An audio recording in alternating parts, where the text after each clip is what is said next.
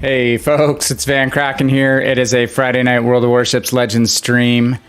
Hope you guys are all having a great weekend so far. Just started, right? It's only Friday night. My favorite part of the weekend when you've got multiple nights of hopefully stuff to do on your own, though the business that I'm in is a retail business. I used to have to work 7 days a week for quite a long time, so weekends still feel a little different than when it was my old life. I've definitely had the weekend off 5 days a week, Monday through Friday.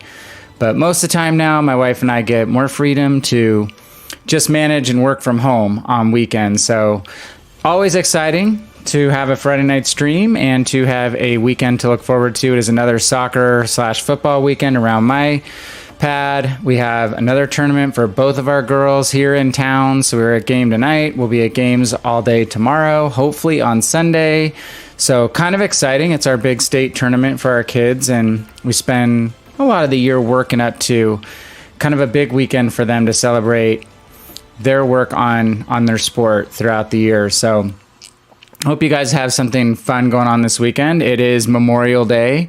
If we're not on tomorrow night, which I'm not sure we're going to be, obviously we want to say thank you to all of our servicemen and servicewomen in whatever country you reside for the sacrifices you make and for what you do to, in our country, protect our freedoms and our democracy, our society. The sacrifices that our military veterans make are huge and often not recognized enough. So we thank you. My dad, who passed a year and a half ago, was a Korean War veteran, and have some other veterans in my family. So thank you to all of you, or if you're out there viewing and you've served, appreciate you as well. We are tonight going to do some fun stuff. As I said, I am VannKraken. We have a competitive but casual stream. It's not oxymoronic. It just means that we work very hard to do the best we can in the games we play. We love the game. We want to win. We want to win in a sick way, probably pathologically. I want to win that badly, but I try to tone it down and have a good time, take a deep breath, and enjoy myself. And try not to get too salty or too toxic about these games that we like to play. It should be fun, should be enjoyment. And I think the problem is when you take it all too seriously, it just kind of destroys the fun of why we do this to begin with, right? It should be fun. It shouldn't be agonizing, though. World of Warships Legends is a team game. You don't control your teammates, so people always go, ha, team game.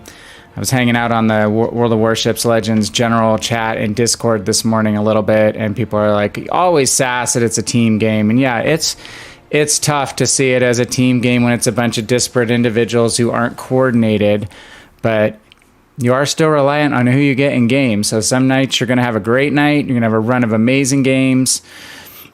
Sometimes that's even better, obviously, if you have a division mate or two who are friends who you can coordinate together, especially on voice comms. Voice comms is the way to go. But other nights, you're going to have a bunch of folks who've never played together, maybe people who are new to the game, and it's going to be tragic. So let's hope that isn't the case tonight. We are still working on line grinds. So again, I said the last stream a couple patches ago during the campaigns are really just showing people how quickly we could get through Weekly Havoc, for instance, using mostly premium ships. But the last couple, we've really been sticking to a recipe of trying to just basically run tech tree ships and show you that you can still get your stuff done with tech tree ships.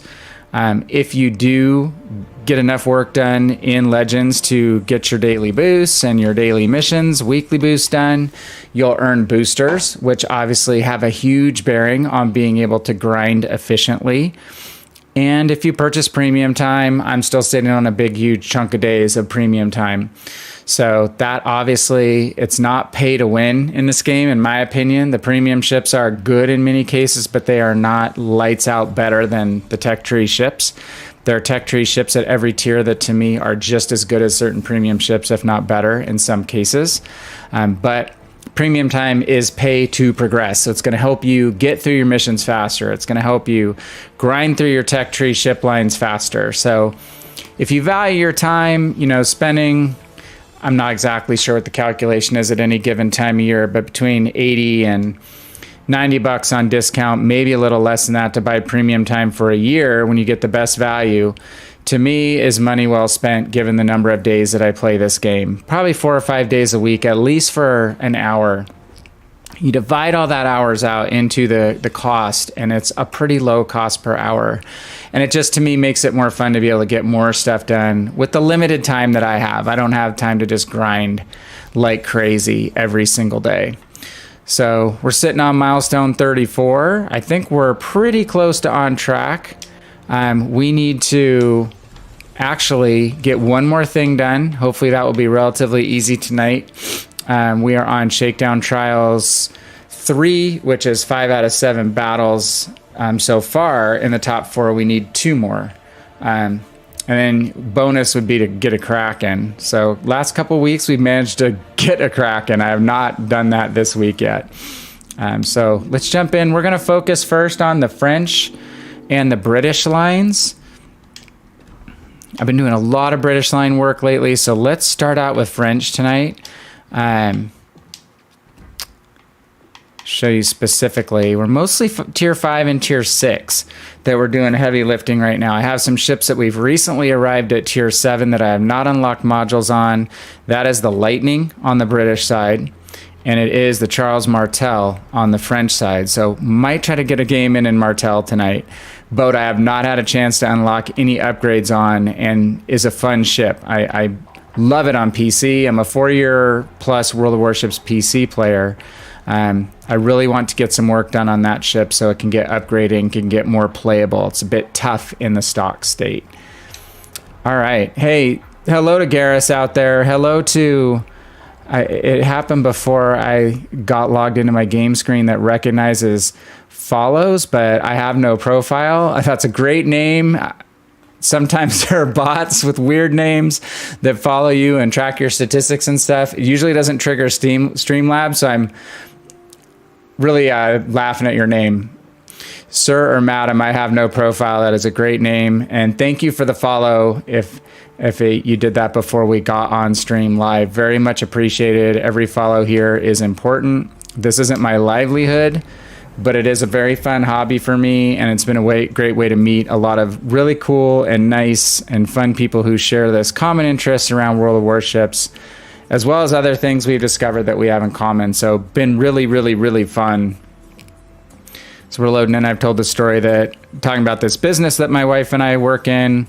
We moved to Idaho almost 16 years ago, and for the first 7 years of that move was a brand new business, which is now almost 16 years old. And I worked 7 days a week for probably the first 7 to 8 years and put so much time into work that I just ground down and didn't really have time to do much of any of my hobbies that I used to do. So the whole wargaming experience for me has been kind of regaming some focus on my love of gaming culture and marrying that with World War II history, which I'm a big fan of. So, all right. We are in Normandy, and the first thing I check is, do we have a CV in the game? We do not, because this boat has like literally no anti-aircraft capability. It's not stock. If you focus in on the deck, there is really very few anti-aircraft mounts. Oh, it does have the park benches. Okay, straight down at the bottom of the screen is the park benches, which only appear on French ships. I remember when the French ships launched in World of Warships PC, we were all laughing and posting on the forums about the park benches and what goes on there. Of course, the red wine and baguette jokes and all that fun stuff, right?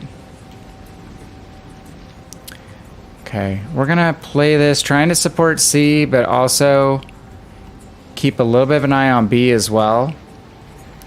This map Trap is super small compared to the PC version. They say they didn't change the scale of the maps, but I don't completely believe it. Especially in this case. It is a long sail from the C to the B cap, relatively. On PC, not so on Legends. You bugger. And we underled that target. Okay, let's slow down. We're going to get our guns back on the Pensacola here when they're reloaded. He is still running completely broadside to us, which is not super smart. We know the Pensacola Citadel is accessible. Little juke there with our aiming also got us. Haha. For him to miss his shot. Dude, everyone gripes about Pensacola, but the main reason they gripe about it is not because it's a bad ship, it's because it's not used properly. Important safety tip, you just don't run broadside to battleships for any length of time in Pensacola. It's not good for your health. He finally turned out, but he's gonna hit the side of the island there. We undershot a little bit as he turned out. He's gonna eat torps and die.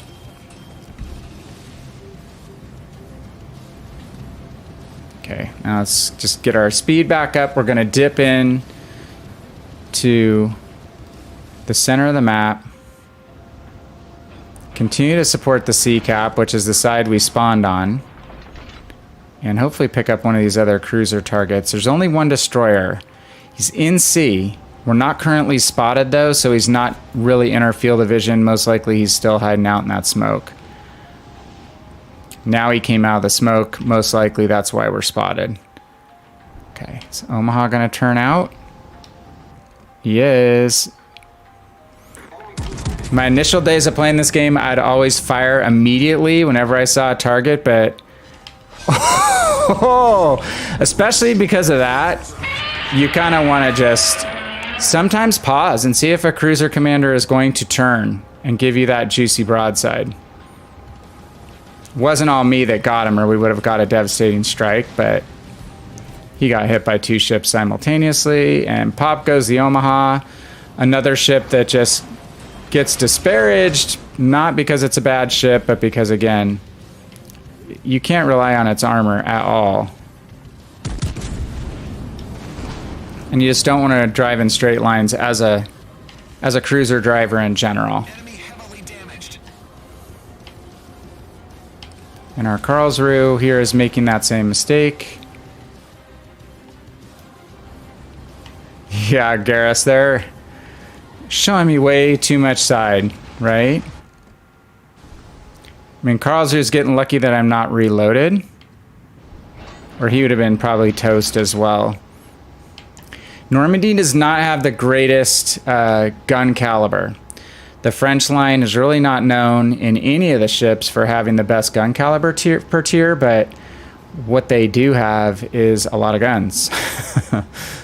And decent accuracy, too.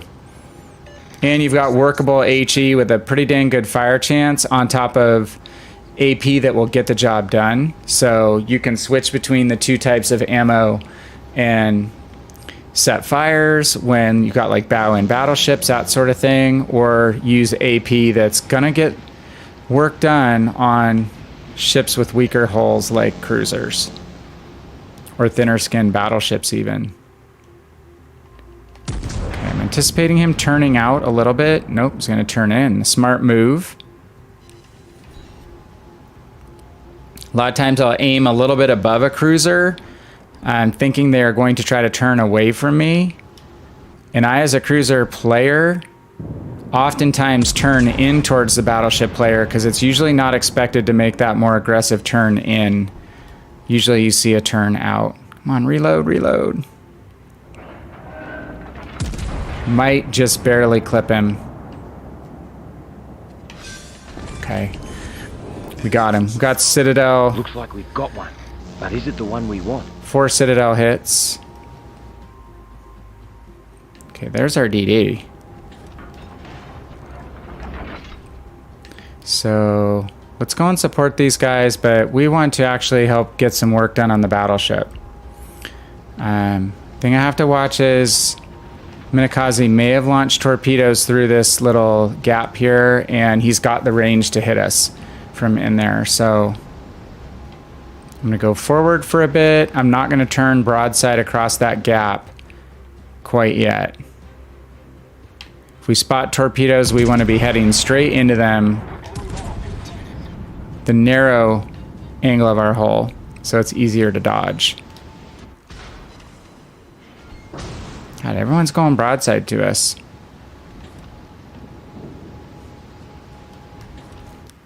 Okay, I might need to switch my guns. My goons.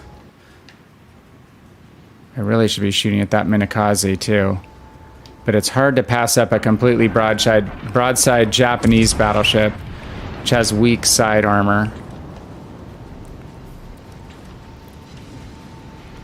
Like we just said, 7943 damage there.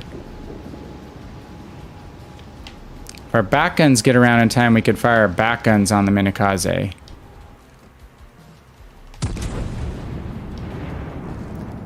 Okay, I'm watching the smokestacks. When the smoke changes direction, we know the ship's changing direction.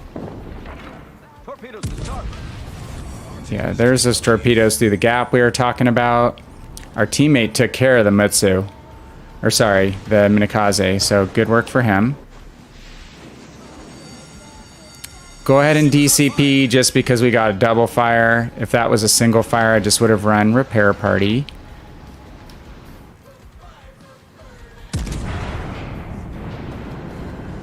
Look out, dude. Oh! Holy moly, we are just grabbing the citadels left and right.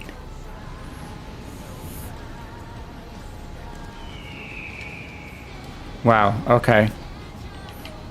First game of the night like this is not usually this level of aim. Not for me, typically. We aim behind the Piotr. Shoot. Just talking about needing a Kraken. Get him! Oh. Hit the brakes. Nope, we don't have the angle to shoot over the island. Dang. Oh, there's another BB this side. Okay, lost track of the New York. We just turned in time to avoid his salvo. Okay, so let's do a little experiment.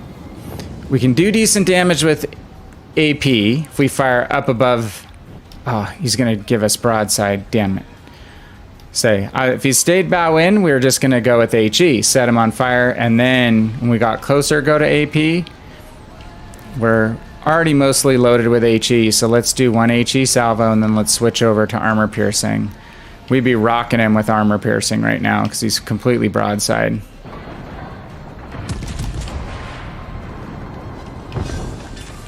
We snuck the kill with the torps hitting him.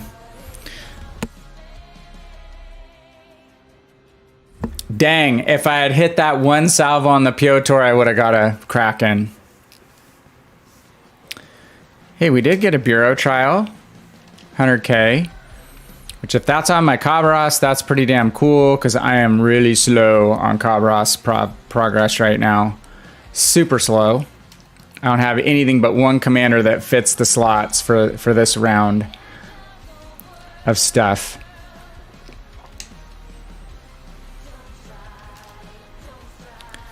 All right, so that's going to get us one of our... Sorry, what I was trying to look at here. Yep, that got us one of our top 4s. We just need one more.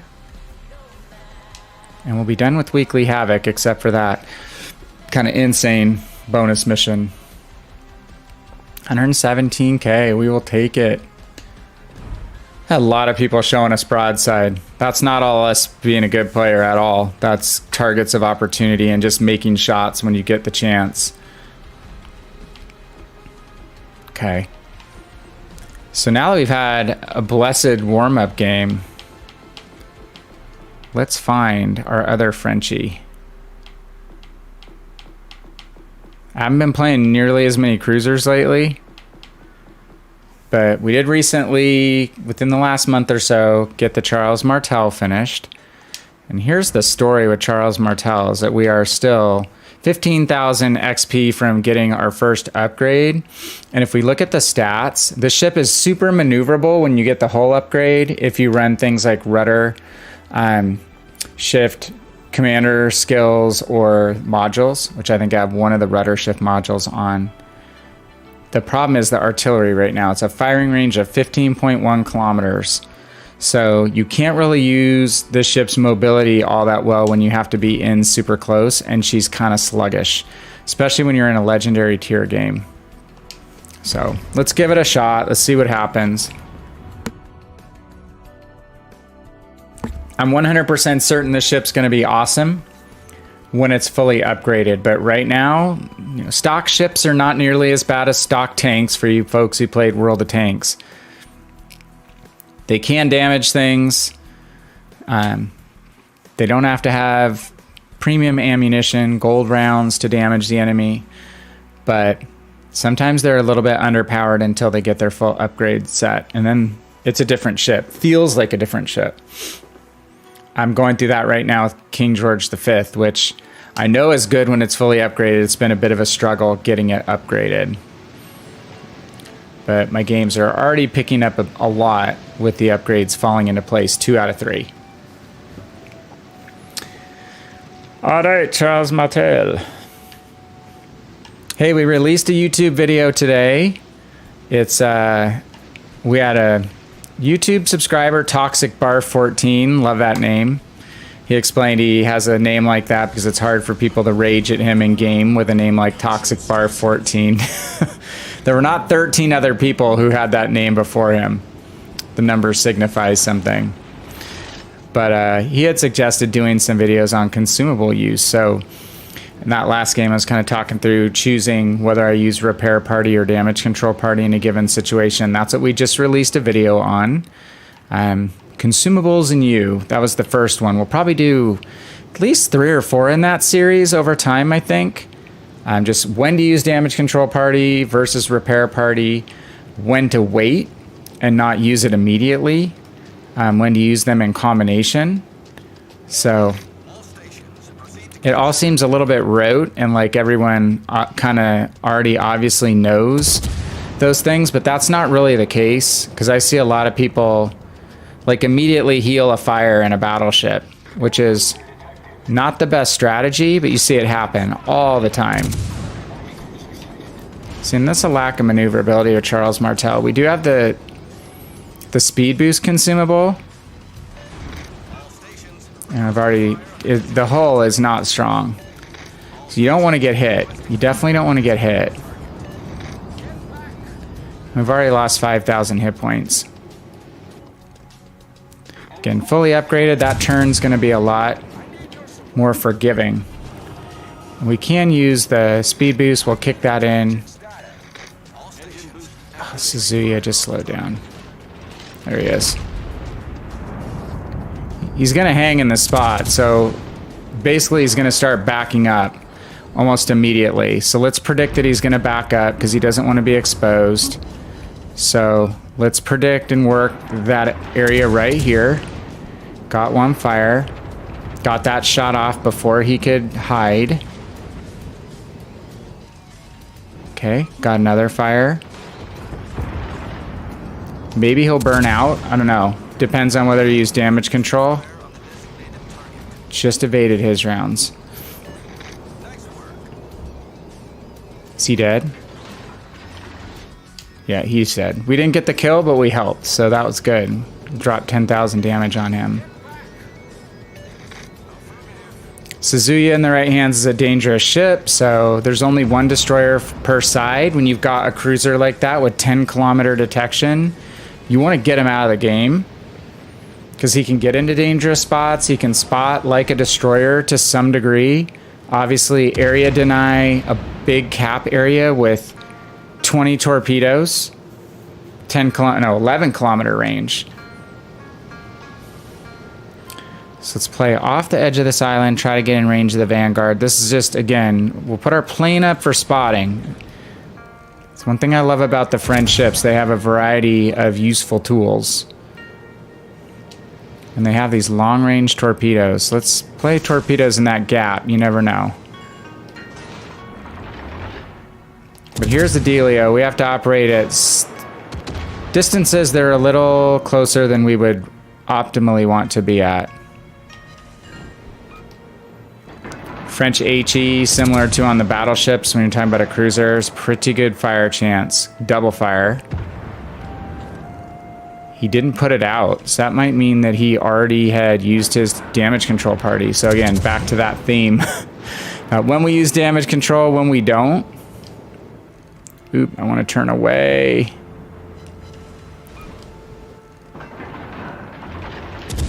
Okay. We managed to evade, mainly because we're getting a little bit of a mobility boost, agility boost from our speed boost.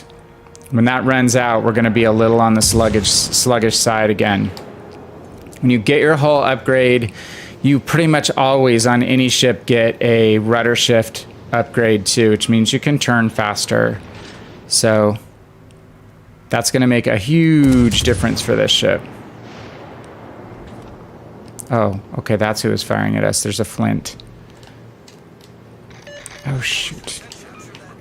Trying to highlight that we need to fire on this flint. Another boat we'd like to get out, right? Uh-oh. Uh-oh. Uh-oh. Could be bad. Yeah. Definitely bad. Vanguard's pretty accurate, right? We'll find out eventually here. He's still aiming at us. Man, if we could pop another fire on him, that might be curtains for him.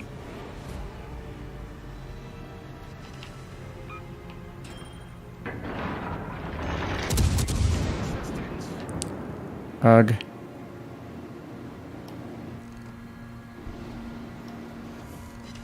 Okay, let's stick on the Vanguard. He's out. Okay. 2 salvos, essentially, folks, and we've lost 22,000 hit points. French cruisers are fragile, but the trade-off is the agility. But I play the boat like I can do things in it when it's fully upgraded that I just can't right now. That's what gets me in trouble sometimes. We need caps, huh? We don't want to get too far behind on points. So let's see if we can push into B here, maybe help take out this Edinburgh.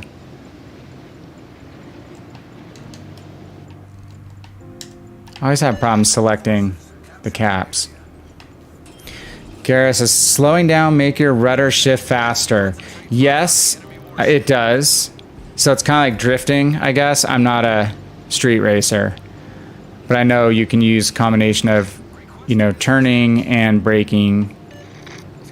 It's not a skid, but essentially it's kind of like, you know, slowing down and skidding a bit. So for sure, there are some ships like battleships and stuff. Like I do it a lot in Siegfried, which basically has the hull and mobility of a battleship, right? Nearly, even though it's a cruiser. And slowing down and turning, you can get some insane avoidance of islands and stuff, or torpedo dodges, if you slow down to maybe half speed while you're turning and then let that go for a couple seconds and then kick your speed back up so you don't bleed too much speed.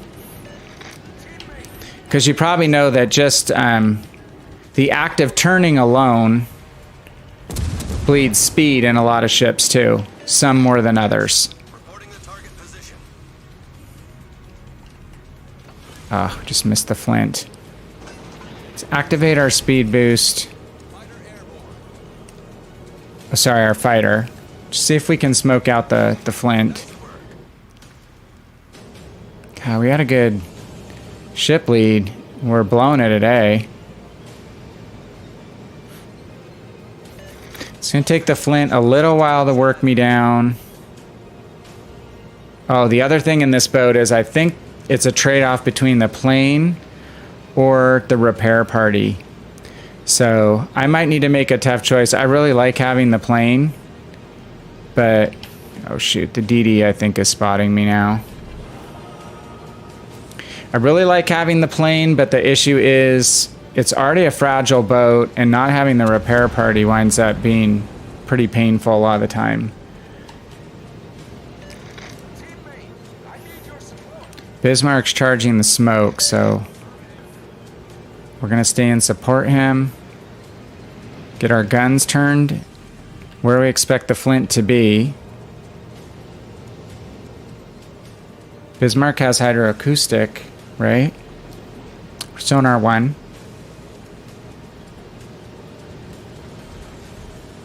Where are you at, Flint? Looks like he smoked and ran. Though if he's on the other side of this island, we have to be aware he has torpedoes. Plane's not detecting him though, so...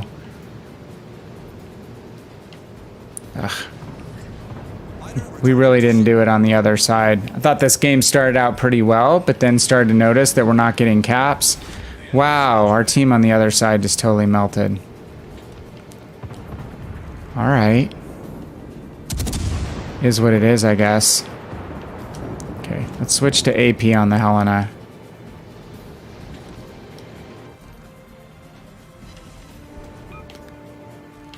He's going pretty broadside to us. French AP at distance is not fantastic. I tend to use the HE more as the default. Smaller caliber armor-piercing rounds lose their penetration capability over distance. So that's why sometimes you're better off, like in a cruiser with smaller caliber guns, sticking to HE at distance and then switching over to armor-piercing, like in this situation. Whoops. We get him? Okay, Bismarck avoided the torpedoes. Hopefully.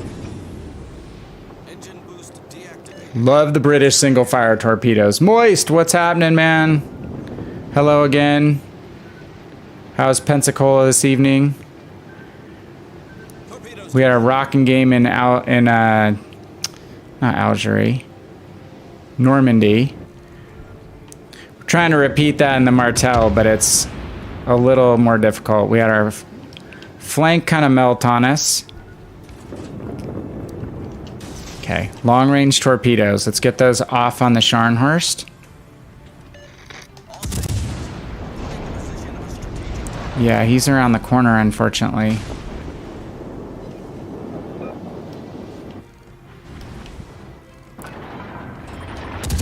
Taking fire from that battleship. Oh, that is the DD.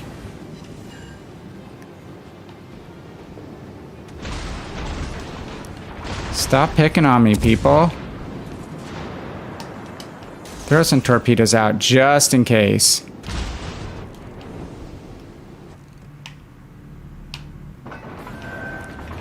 I would like these odds in a 1v1, but not when I have to mine the battleship on the other side.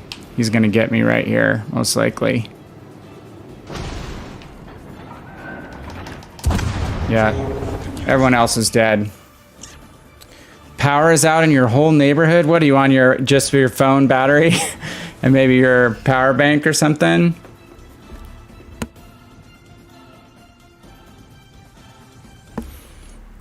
This has been the story of the Charles Martel. Just a little difficult to get her up to where I wanted to get her when she doesn't have any of the upgrades. And let's check what I was talking about. I may have to sacrifice the plane. The plane. Oh, did we get... I guess we only needed top 4. So... that stinks, man. What happened? Do they know what happened? Did you get... You're just starting like hurricane season, right? But do you get lightning and all that already? That can knock out power?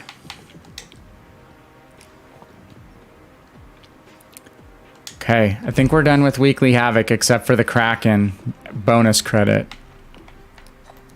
So let's look at this.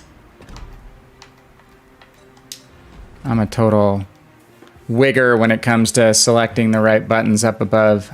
I clicked too quick. Okay, so a little experiment here. Aha! So they make us choose. This isn't a normal choice on the PC side of the game. You never have to choose between a fighter and a heal. So we're gonna have to take the heal.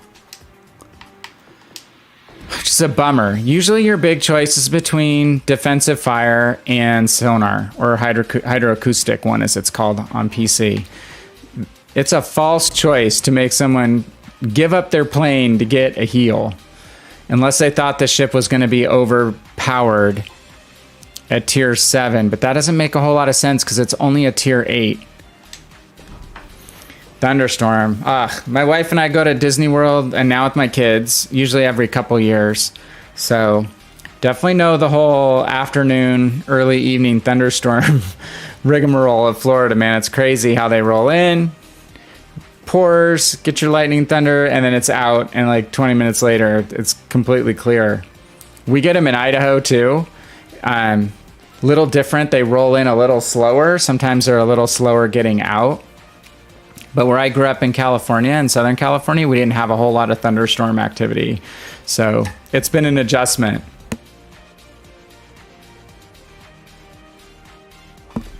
All right, we're trying to power up the coffee.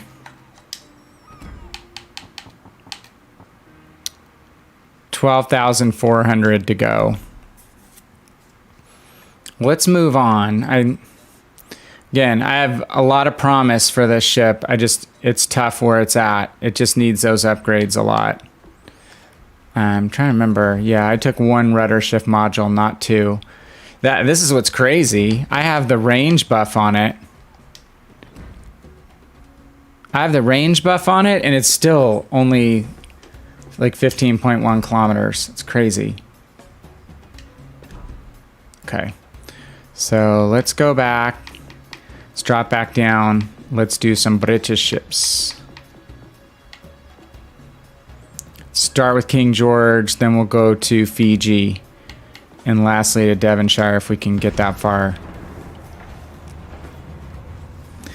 Doesn't cool off at night. Yeah, I'm usually in Florida when we do our trips in like October. If we go this year, it'll probably be a little later in the year, so I'm assuming it's going to cool off more. But where I'm at, it's like high desert, so in the heat of summer, it doesn't cool off a ton, but it definitely cools off. You know, there's more variation than where you're at. But it doesn't, you know, plunge in temperature like some low desert areas can, where you get a huge swing between night and day. We stay pretty warm at night when it heats up during summertime. And we get pretty hot. We'll get between 100 and 107, 108 for a good 3 weeks or so in August typically. And then 90s, hundreds, low hundreds in July and the back half of August into early September.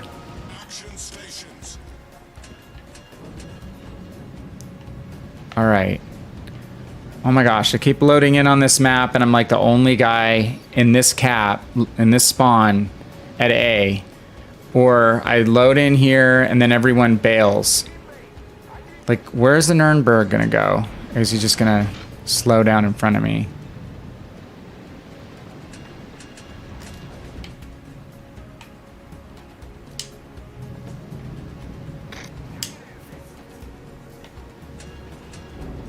Okay. All right. Nuremberg, you don't need to go. I don't know where you're going to go. So as a general rule of thumb, it's best to support the cap that you spawn at. If you give up an entire cap by bailing and trying to drive to the other side of the map, what you wind up doing is letting the enemy team just come through that cap basically untouched, and they're immediately putting your team into a crossfire from behind, which is bad juju. Shoot, we want to be AP against this Miyoko. That's okay. Can still do decent damage. Miyoko's a good little fire starter. Fun boat. Slow turret traverse, right? That's the bugaboo of Miyoko, but I like the IJN cruisers. Haven't played them a lot on stream lately, except a little bit of Suzuya, but I do really like them. Fun boats. He might eat some torps.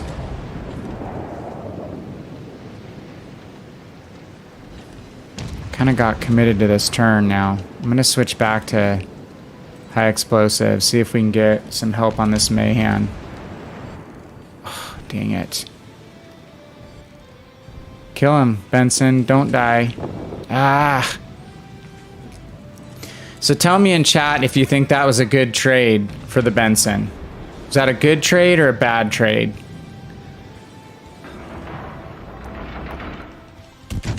Especially relative to the game clock. Torpedoes to starboard.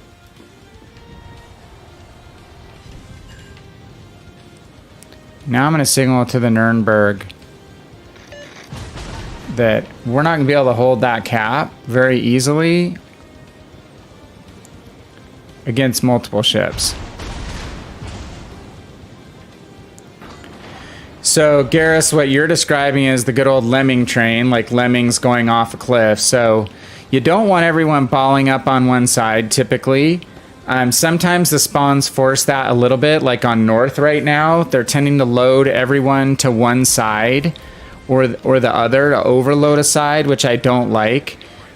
But especially when one cap ships go to the other side of the map and ball up with the opposite cap, again, you're just leaving one half the map pretty much wide open for an easy incursion, and then once they're through that cap, they're into your rear area and poking you in the rear, essentially, in a crossfire.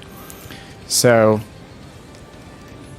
you kind of have to make a choice. Like, sometimes, at this point, I'm turning back towards this cap, just thinking maybe I can delay and harass these ships. Oh, crap. I wondered where he was. I'm hoping I can delay and harass these ships. I know they're strong coming into A.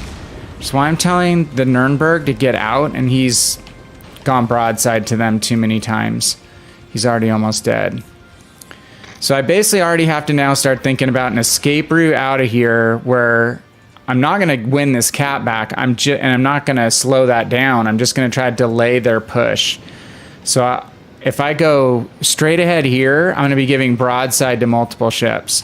So I'm going to actually take what may seem like the less aggressive way out, which is to go behind this island.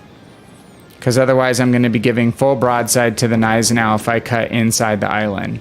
And there goes the Nuremberg dying. There's huge amount of the enemy ships this direction. And look at us. We're all in the sea channel. Like 5 ships. That's way too far off on the edge on a map like this. So I'm hosed. It's just a matter of how much damage I get before I die. There's an Ismail coming through. This is a team that's not watching the map. You just never want like so many ships on the 9/10 line. There's no way they can read and react and get back to center position to help me out.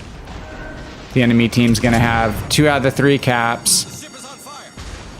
Half the team's gonna be dead. I'm having horrible luck in this spawn position on this map of late, just because this is how my team behaves. The deployment on this map is isolated from one another on these different caps too, and that winds up being really bad. Brutal. It's a win to manage 45,000 damage, honestly. That's the best we can take away from that.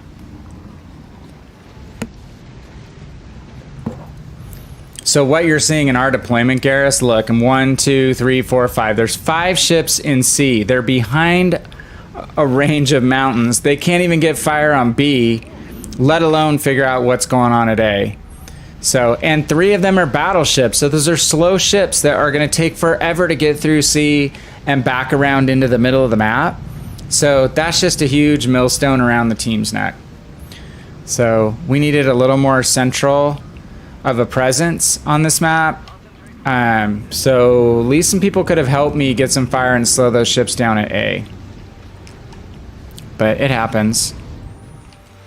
Plus, I like it would have been better if our cruiser just retreated. And when I asked the question about the trade, that was a really bad trade on the part of the Benson, because if he's alive and he's not spotted and he's chucking torps into those channels that those ships are coming through in my cap, it's a huge threat. Those ships have to hold position. They can't just come through, you know, untouched. But he killed the other DD, great, but we lost spotting and we lost deterrent of that cap push. And it wound up we were on the side where they were coming in force. So, kind of worst of both worlds there.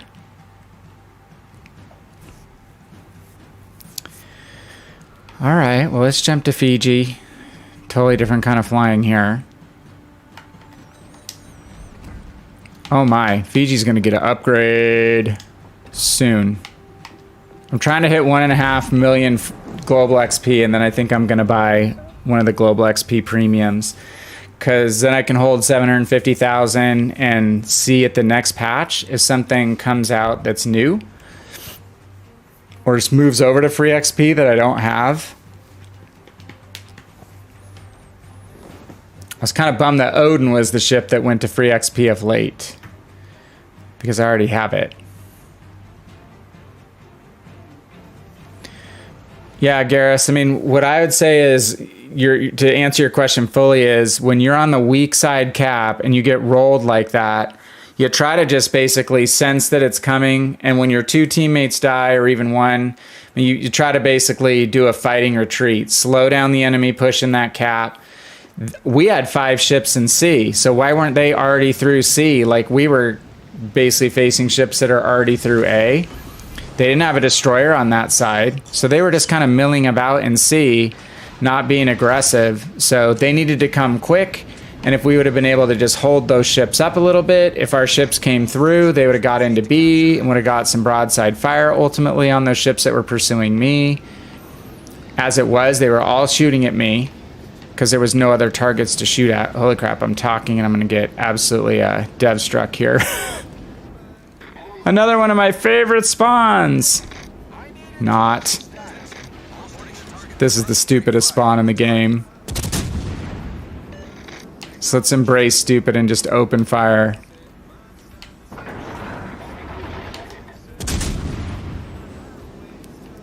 Okay, let's communicate. Focus fire. Focus fire is just multiple teammates all shooting at the same target. That Helena has a death wish. Not going behind cover. So let's reward that death wish with some AP fire. That was a good hit.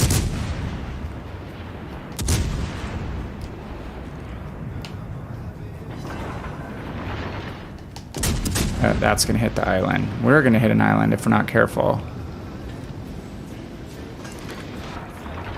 Okay, so Helena looks like it's going to proceed straight through. He died. Whoops. I'm going to back out of the game. Yeah, he did. That's a new American light cruiser player right there.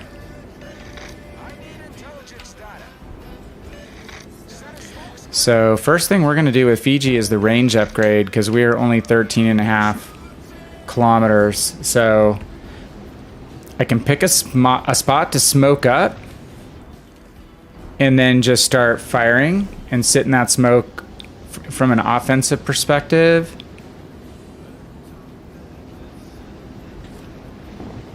Not use it, you know, to flee, but to set up an offensive attack position. Destroyer in A is spotting me, unfortunately. I think the Gneisenau is going to go pretty much straight forward, so I am going to slow down, and then I'm going to hit smoke now. You want to slow down in a British cruiser, and then as soon as I hit smoke, I go and slow down to reverse. I go into a full rudder to one side.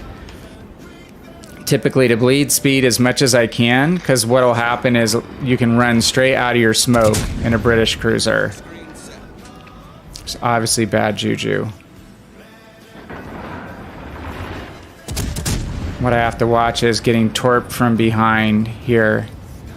That destroyer is going to see my smoke. He can't spot me anymore, but he's going to be tempted to torpedo my smoke, and he's right behind me, unfortunately. Shoot. And it's a Udachi, so I have to move. To give up our ambitions of working down Gneisenau for now. Oh, dang it. Okay. Hydro.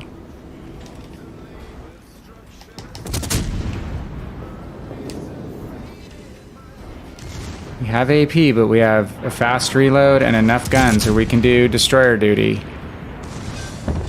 I'd call the Belfast, which is very similar in class to the Fiji, the better destroyer hunter because she has HE too. But the quick reload on these guns, even if you're just overpaying the destroyers with your AP, if you're getting 1,000 a hit, you get enough hits to take out destroyers pretty quickly. Oh crap. Yeah, we knew he was going to torp our smoke if we didn't take some evasive action.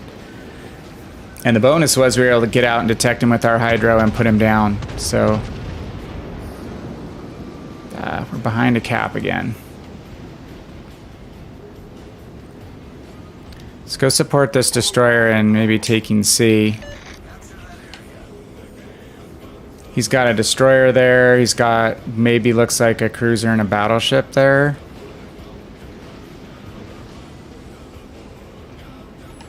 Garrus, you asked the question about slowing down and rudder shift effect. Oh, good God. In some of these destroyer engagements, you'll see that in this ship. Okay, that number next to my spot indicator is obviously the number of ships targeting me with either torpedoes or main battery. Ooh, we just dodged in time. Again, stock ship, going to be way more maneuverable when we get the hull upgrade. So DD is spotting me because I have 10-kilometer concealment, and these guys are way further than that. So I'm going to have to turn away from this path because that destroyer, you can see the shadow of his icon last time he was spotted. He's right in my vicinity right now. Oh, Colorado AP, look out. So torpedoes are probably inbound. Yeah, shoot. Like I said. We're going to take one. Oh, good God. Phew. So Garrus, there I slowed down to try to turn a little faster. Then you have to just tick it down for a couple seconds, tick it back up, because you want to turn faster but not slow down so fast that you can't avoid the torpedoes.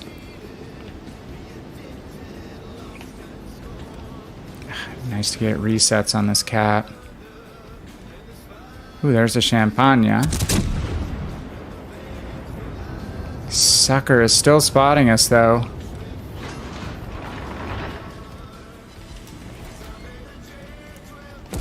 Champagne has soft armor. Let's see what that does. Weak superstructure armor, too. Yeah, pretty good hits on the superstructure. On PC, Champagne has the weakest armor of a Tier 8 battleship, believe it or not. Really meant to operate at range. But really good guns. As so demonstrated. Okay, let's pop smoke again. I'm gonna have to watch, because the destroyer is probably tailing me.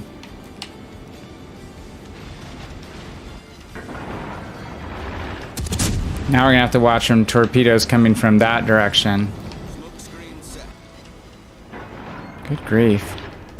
How do we overshoot that so much?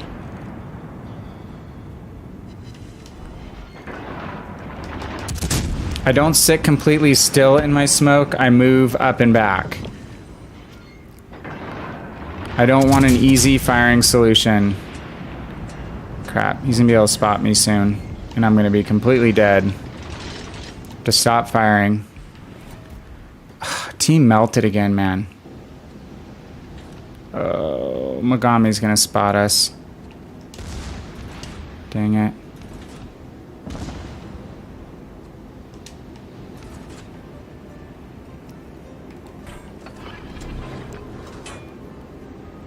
No, where's the champagne? We lost our spotting. That is sad.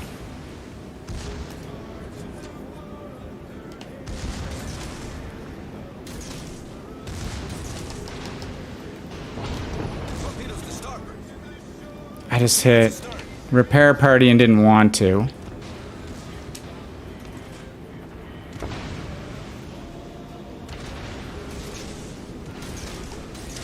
Fiji is great as a support ship. Oh, there's a torpedo hit. Not as fun when you are being completely pursued by multiple ships like this. Especially when she's stock and she's not as nimble as she will be when she gets the hull upgrade. Ah, more torpedoes. Can we Citadel a Champagne? Oh, we can pen. We can pen their broadside, guys. Check that out.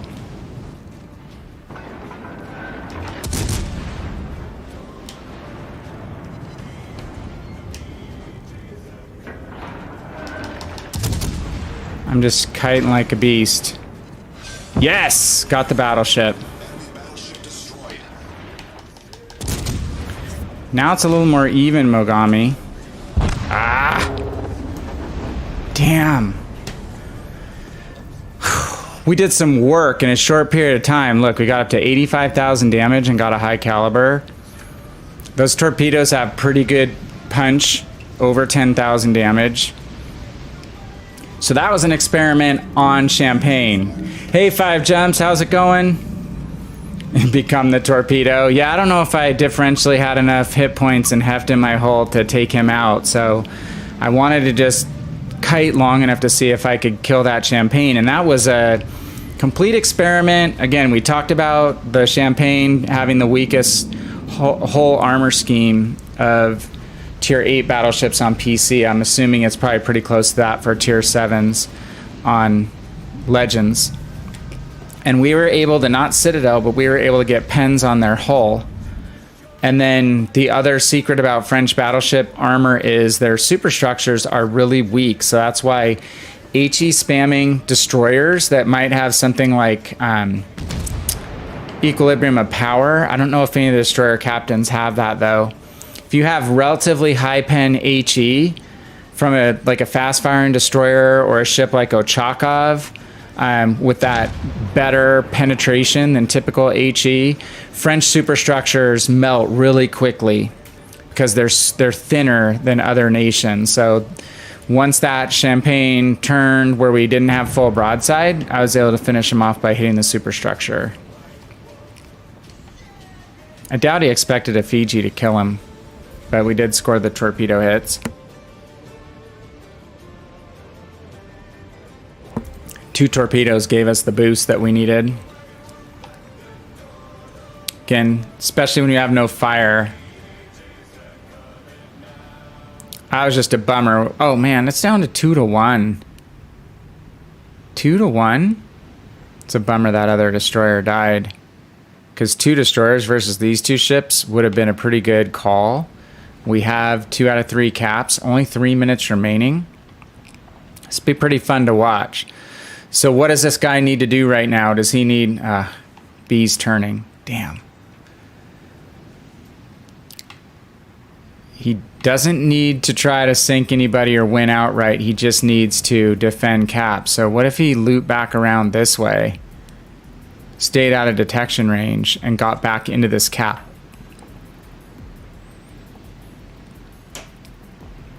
We can't go 2 minutes being down a cap. I think it's, well, we have a 160 point lead. I'm gonna stick and just see what happens here. We could really use the XP on Fiji, really use it. This guy looks like he's going more for the kill than just trying to stay undetected. If he gets detected right here, okay, he's not going to.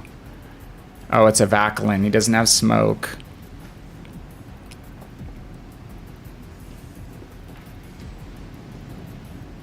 So maybe he's just going to run to A and start capping A. That's a good strategy.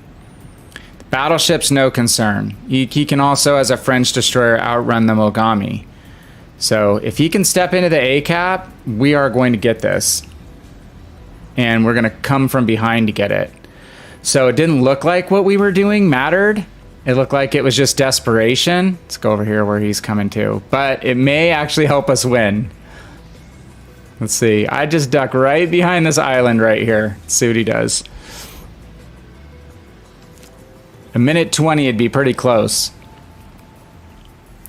I was watching T-Bull's stream, World of Warships Legends CC, earlier today, and he was talking about a mod that there is on World of Warships PC. It's pretty cool. It basically turns your upper section there by the ABC caps. It gives you like a countdown timer on both team sides, and that countdown timer tells you at what point a team will win. So as you take caps and get a point advantage, the team that's leading in points, their counter will be much lower time to win than the other team. So it just gives you this relative idea of like, do you just need to run? Do you have to go grab another cap?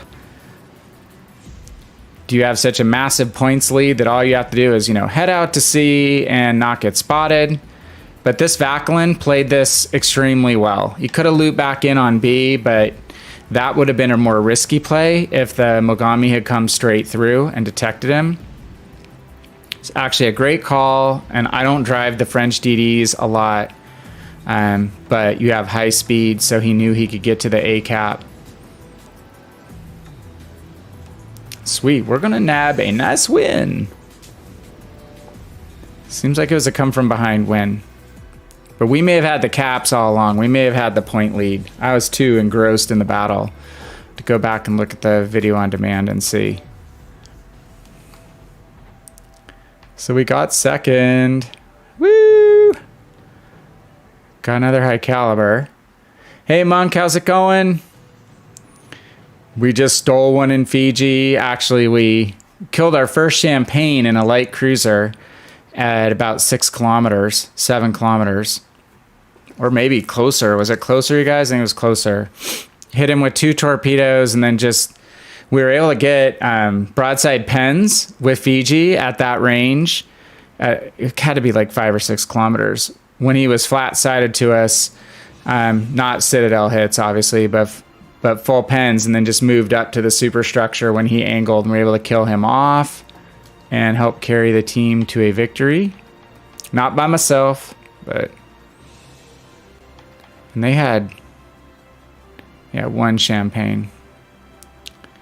Sweet. All right. We're never getting crossplay divisions. Did you hear that officially? Because they keep saying it's just going to take a while, but they keep saying that they know we want it and they're working on it. Never say never. The progress of technology is an amazing thing. More importantly than the win. Hey, Bussy. The weekend for rest. Good. I hope you're getting some golf time in. I'm going to football matches all weekend again. 1 tonight. 4 tomorrow. Well, my 2 girls play at exactly the same time, so we have 2 sets of 2 games, and they have games on Sunday as well. Dude, most frustrating game ever tonight. My older daughter's team played a great first half. They could not score because they have no natural scorers on their team, not 1 pure scorer. My daughter got to play the whole game at the 8. The combo box-to-box mid played really well. They couldn't score. They had the wind at their back, and they go into the second half. The other team literally scores on 3 straight corner kicks with 1 free kick from the top of the 18-ish mixed in there, and scored on that too. So literally scored on 4 straight set pieces, and we lose 4-0 when that team did not have 1 good chance outside of those set plays the entire game. Set pieces. All right, so as I said, folks, I'm going to go ahead and take the range upgrade, which will get us to 14.8 kilometers. And it's not a huge push to get to the other upgrades. If it was a big wide gap, I might have taken hull, but we're just going to go with range. Borderlands 3 is getting crossplay, but refusing to pay Sony, so PlayStation won't have it. Hey Slay, how's it going? Yeah, Rest, what's that? Hey, thanks for the follow recently. I saw that. I don't know if it was on stream. It might have been after, but thank you very much for following. So Monk's hitting on this thing with Sony, and I did read something on Sony and crossplay on other titles lately, what you're touching on, Monk. And they had said, like, initially Sony wanted nothing to do with crossplay, period. They just wanted kind of exclusivity to the PlayStation platform with regard to their community, no spillover. And then more recently, I think they had shifted to, they were amenable to it, but they wanted money to do it, good money to do it. So yeah, I mean, you guys, for Sony, you guys don't have to pay a subscription fee to access your live features. We used to have to pay for Xbox Live to play Legends, and that's going away, as I believe it. We're not going to have to pay that anymore on the Xbox. It's going to be free to access Legends, but you have to probably have it to play other games like FIFA or whatever. 5Jump says tech progress is one thing, how it's used is another. It can go from a bunch of people online tracking down a flag with only the background sky to go off, or it could be used to do a pointless argument with someone you've never met before. Yeah, we'll see. We will see what happens, whether Sony wants to play ball or not. Not for the free games, only paid ones. Well, so yeah, so I guess we'd be back in the boat of if you wanted crossplay, then Legends would have to require the Xbox Live subscription again, which, you know, at this point I'd pay for it. I'm kind of cheap on that front. I figured out if you have Bing, you know, the browser no one uses, and you just have a login to Bing and you do like 30 searches a day, all you have to do is click on the different boxes, stories on the homepage, and that goes to that list of items for that story. That's officially a search, but it stays on that same homepage. You just click all your boxes and you get like, I don't know, 150 points a day or whatever. If you do that every day, you'll earn enough basically Microsoft bucks to buy Xbox Live gift certificates for free. So I don't really pay for Xbox Live because of searching with Bing and getting these Bing loyalty points. Hey Ryan, how are you? How goes it? How goes your destroyer life? You still Fubukiing? So yeah, we'll see what happens. We will see what happens. All right, well, we've had 2 really good games out of 3, right? King George game was not so good. Team running from our cap, so, or dying. So let's try King George again.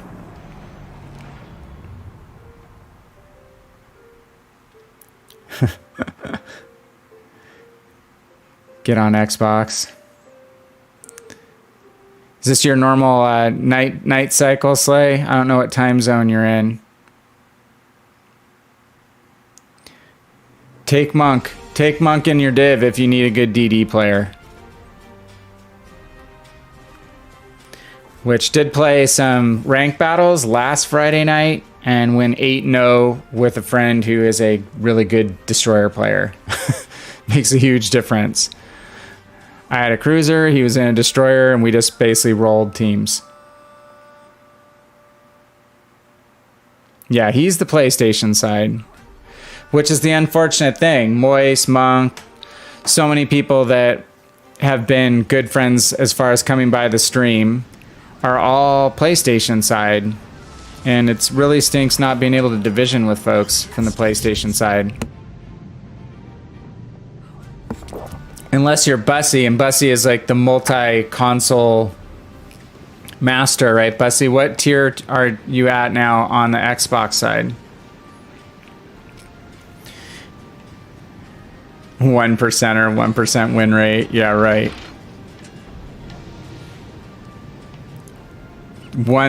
Top percentile player.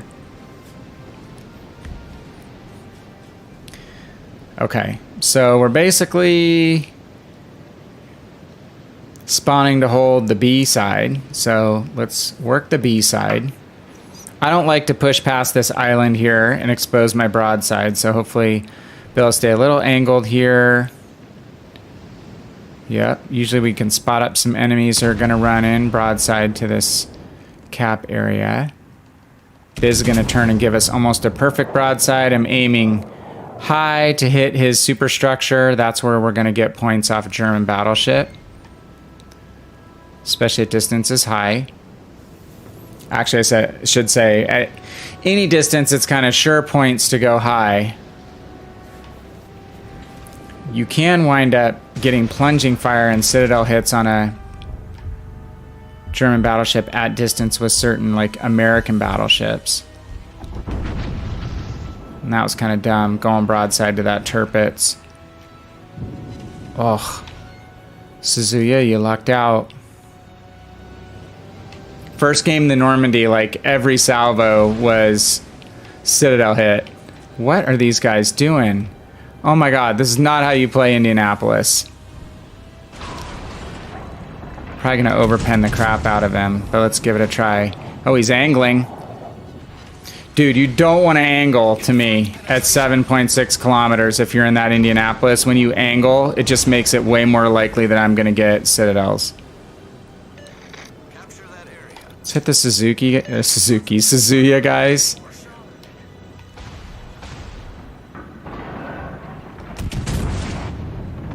The obvious thing is to shoot on the Bismarck, but I want to drive that cruiser off. I don't want him to keep setting me on fire. Okay, we got at least a hit or two on him just to keep him honest. Now we can switch to the Bismarck. Okay, what kind of destroyer is over there? Okay. Again, gonna aim superstructure on the Bismarck. Especially since I don't have, again, super great AP. It's good AP, it's not American super heavy AP. where I'm going to be rocking Citadel hits from 12 kilometers on these Turtleback armor scheme ships. We're going to do reasonably good damage by going up on the superstructure. Just one reason people complain about German battleships that they're not sturdy enough is that your superstructure holds a lot of the hit points. And you can do really good damage soaking that area. But so you have 2 tier 6s, 6 tier 5s. That's pretty good, man. You made a lot of progress since I talked to you last about that. Okay, that's a Benson. We need to keep track of torpedoes. Come on, get some torpedo hits on these guys. That'll help out a lot. Just good solid salvos. We're just getting work. I don't want to keep running broadside. I'm going to turn. Turn. Oh, one of them's out. You lost your buddy, Tirpitz. Yeah, figured he's going to be firing at us again. He had a good salvo on us earlier, so... Just going to keep going to the well. Now we can turn in. With the Tirpitz going behind the island, we can turn back in and get fire on the Vanguard. I think the Tirpitz is going to be behind the island by the time we're reloaded. Oh, Vanguard. Owie. Oh, that's an Iowa. The Iowa is broadside. Vanguard's dead too. Ryan says you need 4,000 XP and 8.8 million credits to get to Akatsuki. That's not bad. Get your boosters loaded up. Means you made good progress. Tier 5 and Tier 6 can seem like they take forever sometimes. Depending on whether you really like that ship or not, or whether it's a bottleneck ship. You guys probably know that WG, it's no myth, it's the truth. They put some crappy ships sometimes at Tier 6, make you burn free XP.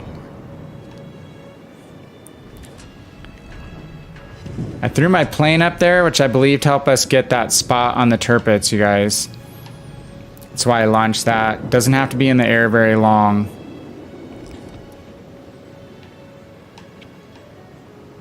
Okay. Oh shoot, look at this Iowa. It's completely broadside. So we're a British battleship, but we're firing almost AP exclusive this game. Can do decent damage to an Iowa that's fully broadside like that. Oh no. It's like Operation in the Wacky Doctor game. He's touched the sides again. This is a half-speed, tighter turn, Garrus. Definitely helps, and then I'll accelerate out. When I'm halfway through the turn, I'll accelerate out. Get back up to speed so we can maneuver bow in. Shoot. Keep track of the DD. Let's get back turret fire on the DD. Front turret fire on the Iowa. He could waste me right now. I'm gambling. We have a big lead.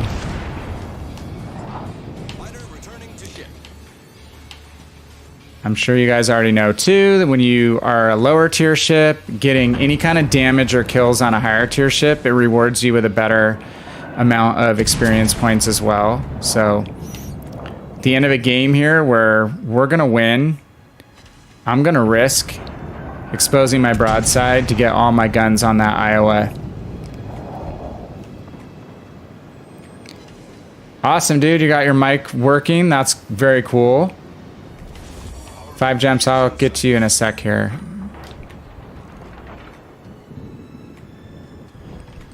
Dude, good work, team.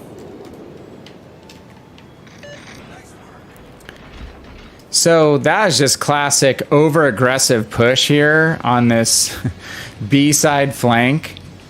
First you had suiciding Indianapolis. Indianapolis is fragile. She needs cover and or distance. 12 to 14 kilometers, maybe a little more than that. Very good guns, but an extremely weak hull.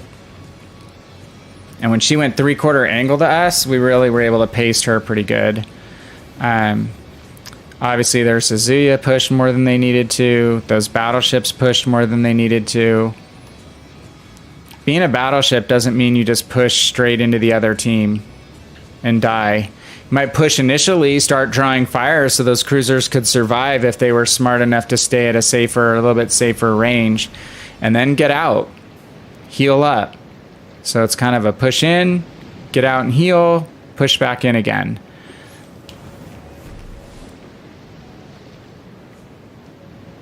All right, we know the DD's kind of in this area. There's the torpedoes. So let's go ahead and switch to high explosive, finally.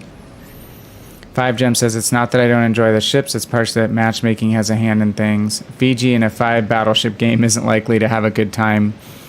It's true, but in the last game in Fiji, I was able to do good damage on a Gneisenau earlier, a little bit of good damage, and then take out a Champagne. A couple torpedoes helped. A couple torpedo hits helped a lot. And then we're able to use AP to kill off the Champagne since their armor's so weak. Fighter airborne. Yes, you're right. I'm not a DD player, but in the early days of my career on the PC side, I had so much going on in my brain, just situational awareness wise, that I would play a lot of cruisers and just forget to torpedo stuff because I didn't come up on the DD side of the game. Now I'm just way better at multitasking and knowing and remembering to use my torpedoes, and I play more DDs than I used to, just not a lot lately, honestly. But I've played enough DDs to be dangerous with torpedoes and to definitely remember using them when I'm in my battleships that have torpedoes or my cruiser torpedoes. But I remember when I first got Tirpitz on the other side and Scharnhorst, I'd be in a knife fight and like, oh my God, I made that turn. I completely forgot to fire my torpedoes. Yeah, it wasn't pretty. So check it out. We didn't get any kills, but we did a decent amount of damage, and we did a lot of that damage against the 2 higher tier German battleships, this Tirpitz and this Bismarck, and then we got some late game damage in on the Iowa. So the only ship we abused that was lower tier was the Indianapolis. Everything else we hit was a tier 7. Translates into a second place finish from a XP perspective. 5,900, we will take that every time. Take it like we stole it. Made a little bit of credits, 91,000. And this gap just seems like forever. Big gap. Propulsion is going to make a difference in this ship. Propulsion will definitely make a big difference in this ship. It's got pretty good mobility. Definitely was not working till we got the hull upgrade. It's going to get even better. Actually having more battleships can be better. Because sometimes a cruiser, if you do your role, you can get sub-focus on hunting DDs. Yes, if you're up against fewer DDs and more battleships gives you free reign to rain hellfire on everything. For sure. I like having more battleships for sure, especially in games where I have a good HE spamming cruiser. I think, you know, that 5Gems has a point in a game like Fiji when you don't have the HE. You've got to get your damage in different ways. So you're mainly shooting at superstructures, not at hulls. You're trying to get those sneaky torpedo hits in when you can. Just show you really quick for those of you who might have just jumped in. This was the Fiji game, and we died third to last, but we were down several ships, and we were attracting a lot of attention while we were kiting away from like two battleships and a cruiser. So we managed to kill this Champagne on this side, and we had several of these other ships shooting at us too. So we wound up with 2 kills. We got the high caliber, but like 20,000 of that 85,000 damage came from 2 torpedo hits, or maybe like 24,000 damage. And we got all that damage, like over half that damage in like the last couple minutes of our life. But look at that, 11 secondary hits. So you know we were right in the thick of it. But looked like when we died, we didn't have a big impact on the game. So I thought we were going to lose, but it wound up being a lot better than I thought. Oh yeah, we had kind of a frustrating Charles Martel game too. That ship is needing upgrades. It's stock, and it's tough without any upgrades. Okay, last grind for the line. Let's do Devonshire. And Bussy's talking about more battleships. Like these the British heavy cruisers are good fire starters. So I don't mind multiple battleship games with these guys. You just have to be very careful planning your turns because you don't have a lot of armor, right? So they turn slowly.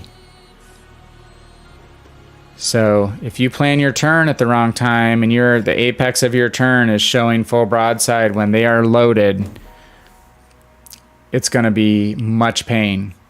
So you really have to plan your turns. Like I used to remember going on the World of Warships forums when I first started playing, and they'd always say, never show your broadside to enemy battleships when you're in a cruiser. Well, it's impossible to never show your broadside. The whole key is learning to turn when they're not loaded. So it's keeping track of, knowing that it's a 20-second reload for a Scharnhorst up to a 30-plus second reload for a bigger capital battleship, and it's all about finding times to turn when they're not fully loaded. Okay, so we're in the middle spawn, so we need to pick a side. We want a relatively even weighting. Like, look, we already have a cruiser bailing C. We don't want that. This is the deployment in a perfect world, is here and here. And we've already got one cruiser deciding he's either going to go middle or come all the way over to B. And that's just going to leave C open for an easy push. So I'm going to try to go to C and at least help delay that cap. This is a risky shot. We're going to be a very juicy target, so we're going to have to kite away. Shores did a good job of changing speed, actually. Changes of speed and direction obviously throw off aim. I use more change of direction than change of speed, but I try to throw in both. I'm just gauging the shores of smoke. He's still going slow. He's obviously going to have more smoke, blacker smoke when he's at full speed. Oh, he's actually stopping now because his smoke is straight up and down. Now he's going forward again. Totally bad place for him to stop. And he really wants to kite away, not go in a straight line. Just means angle away. Oh, shoot. Thought he was going to gift us a kill. Still might. Come on. Get him in the butt. Dang it. I aimed a little bit behind him. These shells are semi-floaty. Oh, we wound up getting him. Okay. Oh, shoot. Holy crap. I'm not paying any attention. Uh-oh. This could be ugly. Holy crap. I'm sweating. It's a little warmer at my house today, but I'm sweating literally and figuratively. How do we survive that? It's a good thing it's not Hitman in the California. Okay, they're a little focused on this guy. QE, just hold position. You don't need to rush them.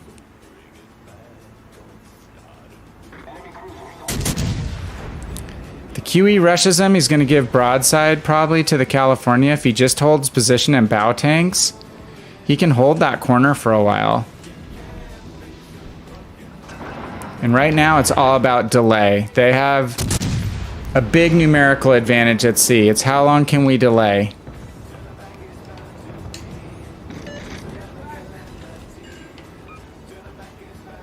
And he just chose to push really strong.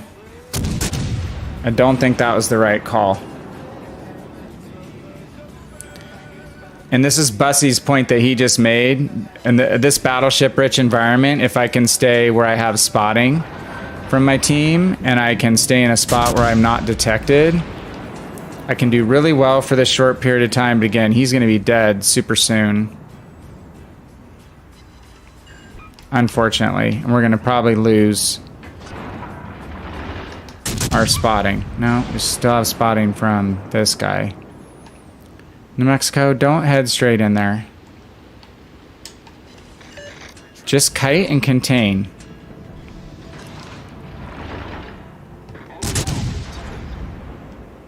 He doesn't need to go in 1v3.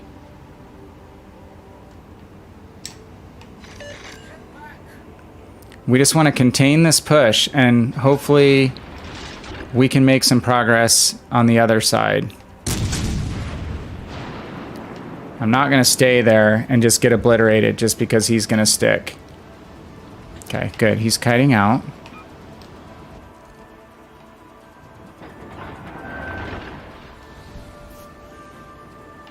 So I'm going to position kind of in D behind that island there. Where if he stays alive, he can spot. I can burn guys down while he's hitting him with armor piercing. We can tag team some of these ships really effectively. But not if he's dead.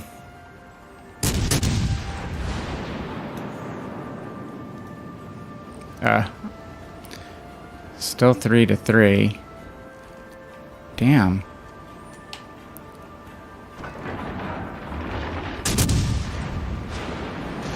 Practice what I preach. Ugh.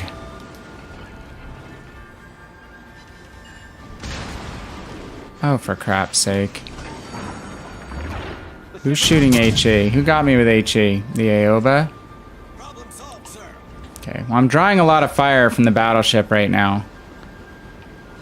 Okay, that's what I wanted, was a fire. Primal's been on fire. He's fixed his fire now, so now if we get him on fire again, it's gonna burn for a while. But I might be dead. I'm taking some risks here. Wincing.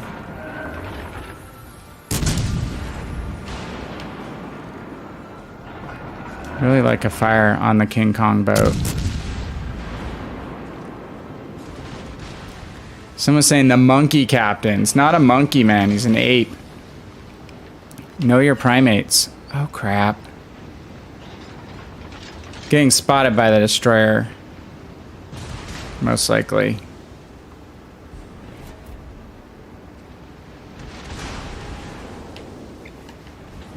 This guy's been taking hardly any shots because they're just continuing to shoot at me. Okay, we broke detection. I'm just going to have to stop firing, go dark. Wait a little bit so I can get my last heal activated. Now we have a ship lead because we've pushed through in 1B. So again, this is where delaying comes into play. I want to get in position behind this island where I have cover, and they're spotted by our teammates pushing through now, who look like they're in relatively, well, California's in good health. Not that Dallas. Okay. Let's throw the heal. Hey, Legends, how are you? The Kraken almost got released earlier. We just missed a Kraken by one shot in our opening French line grind game, the Normandy. I'd have had to hit a very nice shot over an island I just missed. Okay, I'm gonna fire as soon as I can get close to ducking behind cover here.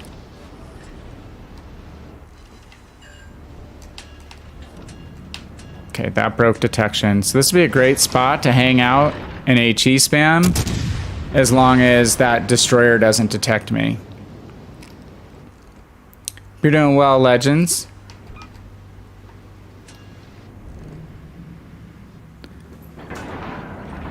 So this is what we meant by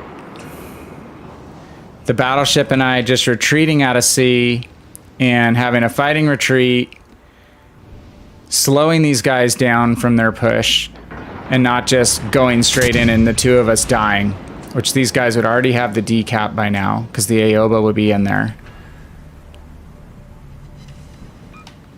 Can I get a little help on the primal? Come on, where's that legendary British HE? We need fire!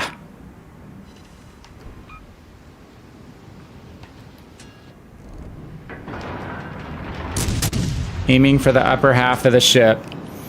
You're not going to get fires, you're just going to get shatters when you hit the hull. Where are the CVs, man? We're knocking out a lot of his anti-aircraft guns. Oh, I'm in trouble now. Got spotted by the destroyer. Oh, I'm going to go ahead and spend my heal because I may need it to survive. Back up, dude.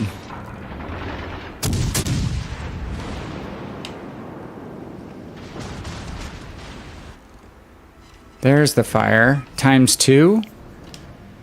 Sucker has damage control up again. Damn it.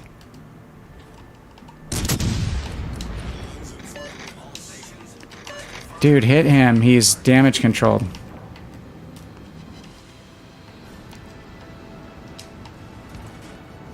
Okay. We can use our torpedo indicator really helpfully to see what speed and heading these guys are on.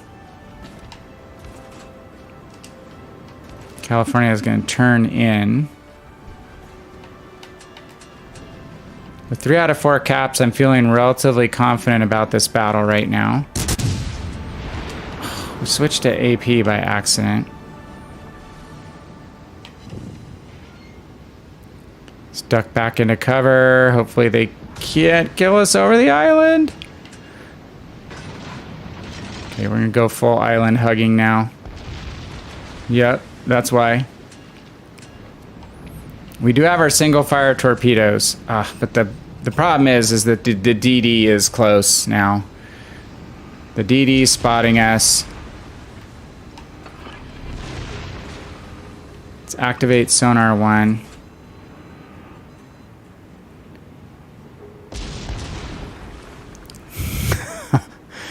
Dude, what do I have behind me, like in New Mexico or something? Is he shooting at these guys or what?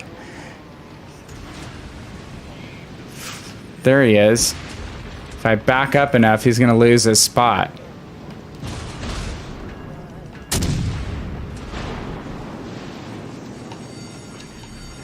The ship is on fire. That's what we wanted. Okay. You guys just push in. I got a little gift coming for you. Oh, we're gonna win on points though. That DD probably torped our position, so we could very well see some torpedoes coming through here shortly.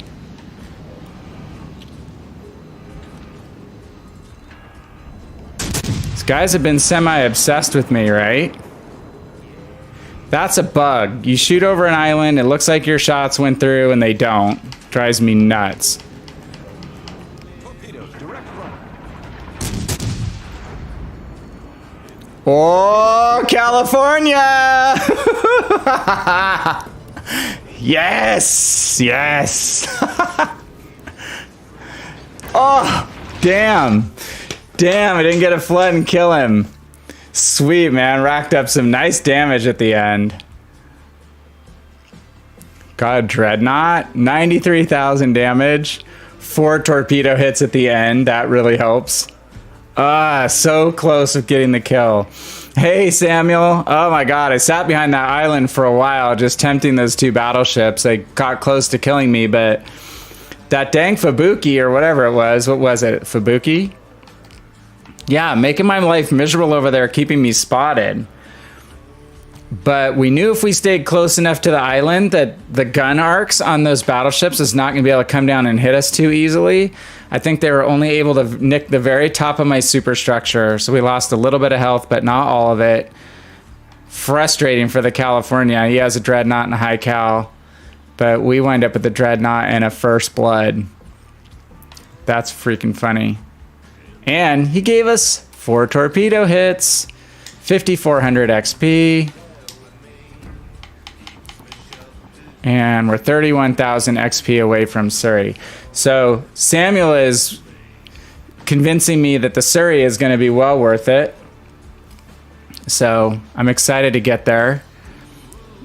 I don't know how many of you have ground this line. The Hawkins is like a ship of my nightmares. Devonshire is way better than Hawkins, but if Surrey and Albemarle get better like I expect them to, I'm going to really like the high end of this line. So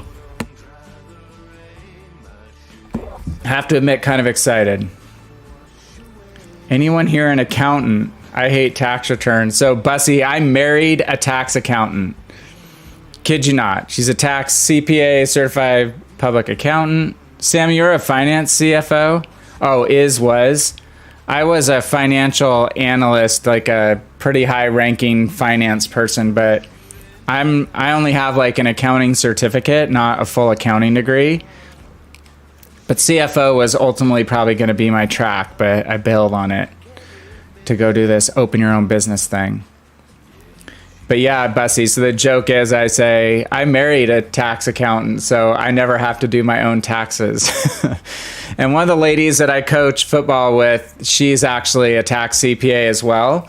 So she does our taxes currently because my wife has her hands so full with doing the work she does on our business, which is a tremendous amount of good work, that she has our friend do our tax returns for us.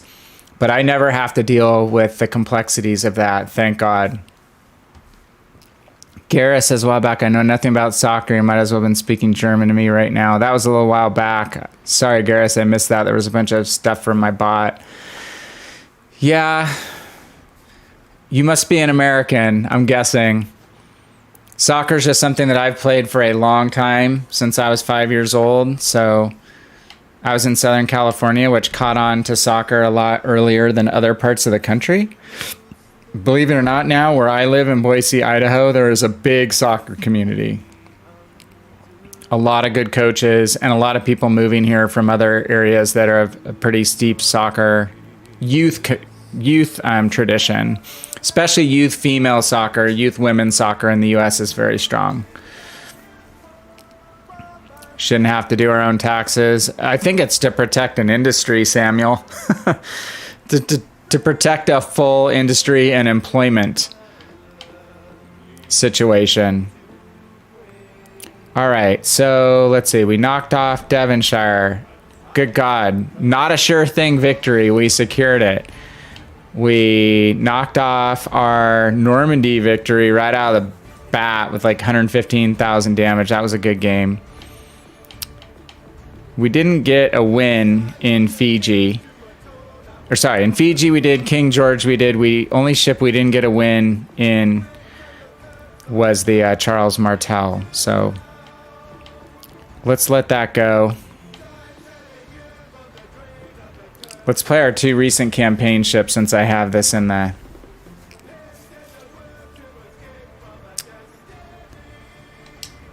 patch or in my stream description. Champions League final tomorrow. Yeah, that's going to be played probably while I'm watching my kids play soccer. So Man City versus Chelsea. It's Premier League versus Premier League. Chelsea with the young American hope, Christian Pulisic. Hopefully he sees the pitch tomorrow. I know his time has been a little bit off and on. And Man City is resurgent, right? We had Man City, very strong. Then we had Liverpool rise up and have a strong period. Still a strong team, but some key injuries like Virgil van Dijk. And that should be a good final tomorrow. Chelsea seems very much on the rise. Garrus, the California to Idaho exodus a couple years back. It's still very strong right now. Hey, Hitman, good to see you. Yes, things are well. Things are well. It's weekend. Lots of soccer with my kids, football with my kids this weekend. It's our state tournament this weekend. So, very proud dad. My younger daughter she is a converted halftime goalkeeper, halftime field player. So, she sacrificed a lot of time in the field to split time as a goalkeeper and has been exclusively a field player for the last 2 years now. So she's had to make up a lot of ground in her foot skills, but she's on the upper team and was making only about a third of the rosters. And this year she's made almost every important roster. So I'm super proud of her. She made all 4 rosters for this weekend. So much more pressure on these young kids than what I faced. At her age, she's 14. It's amazing how competitive things are now, even in the US versus where they were. I played baseball and soccer, but baseball was a lot more competitive because obviously it was a more developed sport when I was a kid. Oh, shoot. Definitely want to get torpedoes off in case that Nagato gets sporty. Garrus, you were talking about slowing down, so check this out. I'm like slowing down all the way, then to a quarter speed, and as soon as I make the turn, my bow clearing, I'll pick it up a notch. I don't want to get stuck in here with that Nagato coming through. Your question was completely bang on. Slowing down does help complete your turns. And the Nagato did not come forward. Okay, he's backing up. I was chatting and went one island too far. I wanted to be behind this island. This spot up here is so short, it doesn't offer you a lot of protection. Because I think it's the top of your mast that basically dictates your detection at the midships. Thanks, Hitman. My older daughter had a rough game tonight. Just telling you, they got scored on 3 corner kicks and a free kick outside the 18, all in one game. Otherwise gave the other team no chances except for these stupid corner kicks that obviously our coach has not taught them how to man mark. There's zone marking and runners were coming in and scoring unabated. So hopefully tomorrow will be a better day for her team. She's going to have a tough time with her team winning, but my younger daughter hopefully should do pretty well. They've got a strong team. There's 65 kids just in her age group of 14-year-olds in our club. 65 girls. Yeah, Garrus, that is the definite tip for turns. And it works. It's... What is the Eugen doing? Completely unnecessary to push in to all those ships and die. Eugen's a great kiting ship. You don't need to go full bore in and die. At all. Okay, we're going to take up residence on this corner. And I'm playing Hitman. This is your favorite ship, the Suzuya, right? Seen you have some decent games in it. I know it's not a California. Oh crap, we got DD behind us.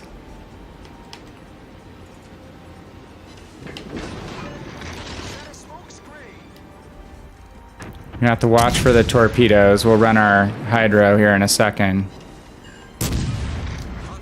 Intruder alert.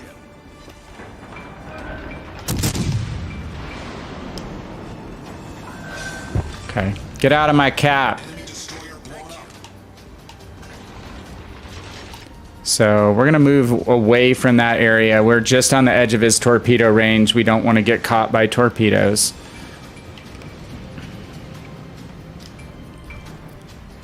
And you kind of notice Suzuya does not have the crazy high arcs of, say, Cleveland, but it's high enough to work this spot. It's a great spot for Cleveland, for Atlanta. This ship's gun arcs are just high enough as long as you don't get super close to this island. You can make it work.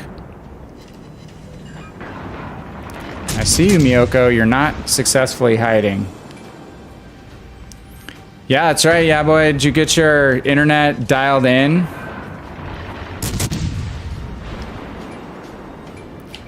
A lot of people that have visited the stream have been moving lately. My condolences. It's good to clean out all your junk, but it's never that fun, right?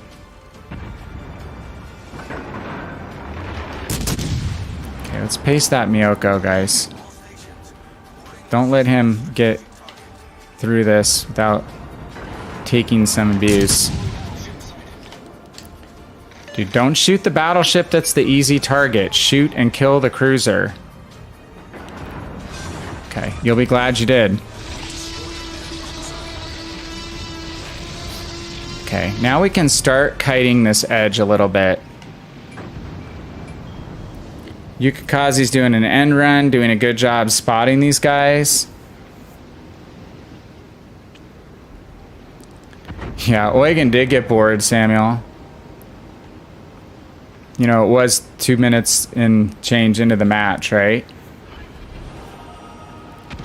Oh, Samuel, own goal. The first goal on the corner kick tonight, the first corner kick goal was an own goal. And then that just kind of gave the other team a boost. They were taking their corner kicks with the wind at their back, and they had a right-footed kicker on the right edge, and she was just in-swinging it. It was swinging in right inside the post. Just worked out. But I don't think I've ever seen, and I know my team has never given up 3 corner kicks for goals and a half before. So something wasn't working with our defending.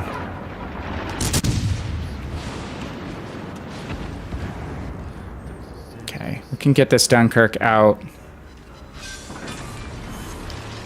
We can now focus on Nagato. This is a bit risky. Good guns, but wonky dispersion, right, on Nagato. If he hits us, it's going to really, really hurt. We're going to try to angle towards him. They don't always expect that. A lot of battleships expect you to turn away. And sure enough, he shot over us. Got the fire that we wanted. Now I will straighten it out. Give him a skinny target and hopefully break detection. Come on. Little higher shot. Again, I'm going to turn into him again, not away. Ton of battleship drivers expect you in a cruiser to turn away, not to be aggressive and turn towards them. So mix it up. Throw a turn towards the battleship every once in a while. Don't just always be turning away from them. Let's throw our plane up. The ship has a bunch of tools. You've got your plane. You don't have to choose between your plane and repair party, which so sucks on the Charles Martel. Okay, he healed on the first fire, so now he's going to pay for waiting for his damage control party to reset. Again, I'm going to turn towards him. I may pay for this. We're going aggressive. Okay, didn't pay too much. Come on, we need the Kraken. Hitman says, yes, I've shown that quick turn trick for BBs also. During the turn, place your guns to target. The ship will automatically turn to target. Yeah.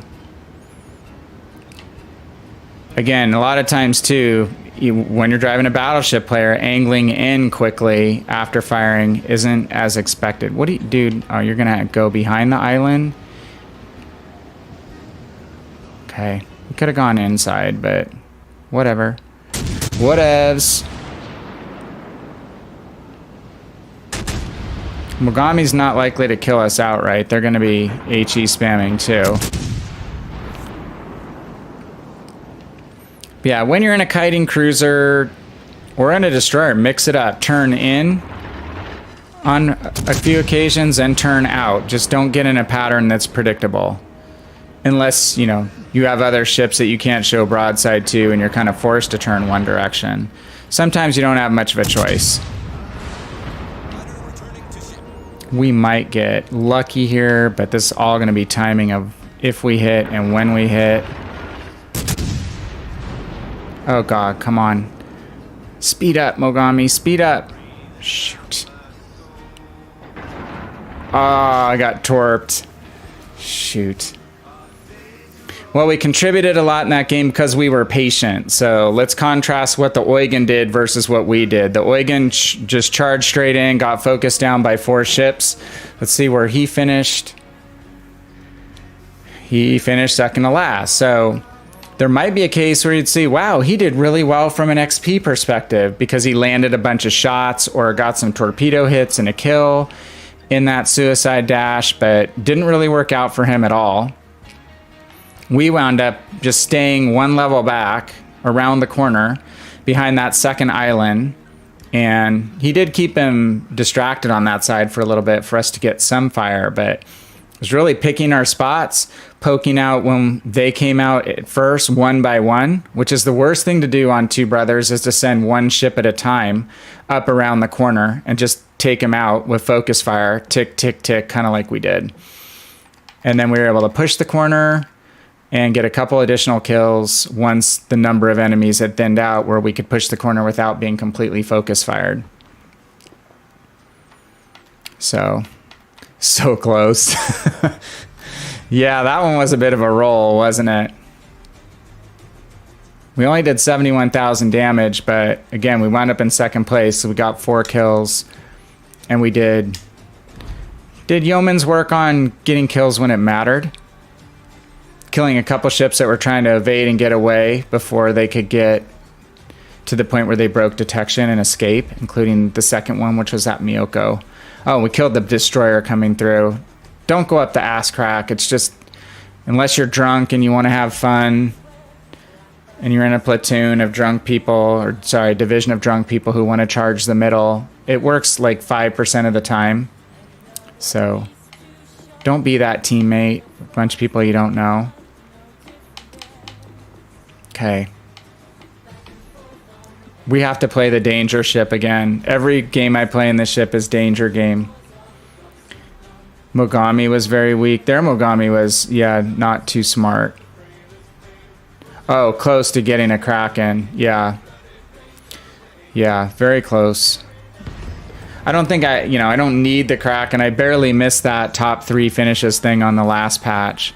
Not last patch, the last week of Shakedown. Missed it by 1 game because I had a run of terrible games. I think Hitman and I had the exact same luck because I was losing like 5 out of every 7, and I watched his stream even in a situation where he was playing with a division of good players and they were having a horrible time one Saturday morning or Sunday morning. So I'm like, it's not just me. But I could not secure that last game. I finished second multiple times on the couple winning teams that I had, and the rest of it was just a bloodbath.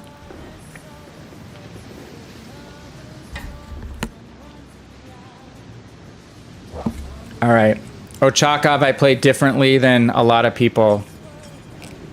So I was on the World of Warships Discord earlier today, which I mentioned earlier, and I was talking about Ochakov, how fun it can be if you play it a little closer in and use it to deter enemy destroyers from staying in caps with your 12-kilometer radar.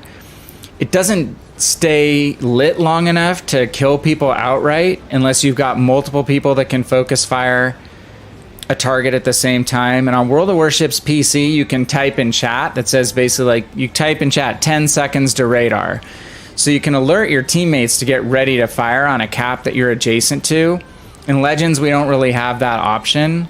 So I don't use the voice chat, open channel voice chat. But what you can do with that 12-kilometer radar is scare the hell out of destroyers and get them out of caps and get some damage inflicted on them so you can weaken them. So this one guy on the Discord, on the Legends Discord today, was saying, well, Ochakov's a really easy ship to play. And I said, well, why? Because you're sailing around 17 kilometers just trying to spam HE from 17 kilometers. And it's like, yeah, but that's not how I play this ship. I play this ship a lot closer in, dangerously close to battleships, and it kites like a beast. even kited Yamatos at like 11 or 12 kilometers and lived to tell the tale. Because you do tend to get a lot of overpens. Okay, let's see. If we get lucky, we're not going to get immediately detected. Dude, can you spot? Can you spot the Yamato, Shimakaze? Thank you. So again, we're 15 kilometers from this Yamato, but we're not in a safe place. We're up next and cap adjacent. So if this cap starts to turn, one thing I can do is radar this cap to try to get a destroyer out of the cap. And it's not where I'm trying to go in and outright win a cap in the Ochaka, but I'm trying to deter enemy ships from taking the caps.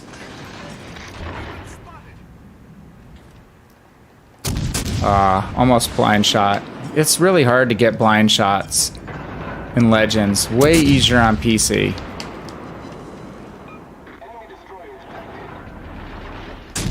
Only 2 destroyers. Shit, we're breaking a lot of shells. I have pretty crappy detectability. I'm 11.9 kilometers, so you see me backing up now because I know this Bismarck, as soon as he comes around the corner, is going to be able to detect me. So I need to get back to cover and get half my ship behind this little bit of island before the Bismarck pokes around. And then I can continue working. Now I just stop here. I shouldn't get detected. But I have low angle guns. Oh. Okay, someone's got radar over here, but that's okay. Oops, we need to get back. Is he gonna be able to get us over the... Yeah, barely. Who's in the cap? Baltimore used his radar on me. American radar, a lot longer duration. Bismarck charged the corner. I just torpedo him. Ochakov has the 5 quintuple launcher.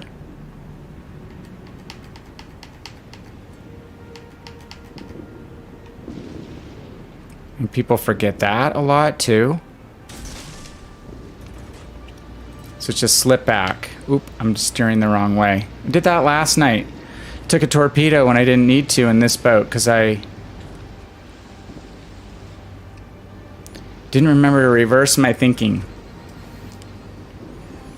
Hitman says, should be played as a DD hunter killer, important ship for DD detection. Yeah, not a 17 kilometer spamming ship.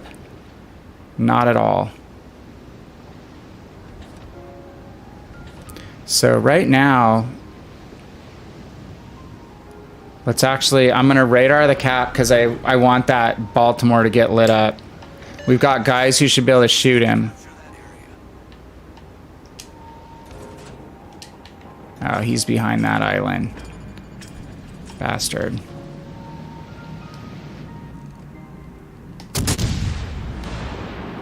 Look at this. We're like just not detected.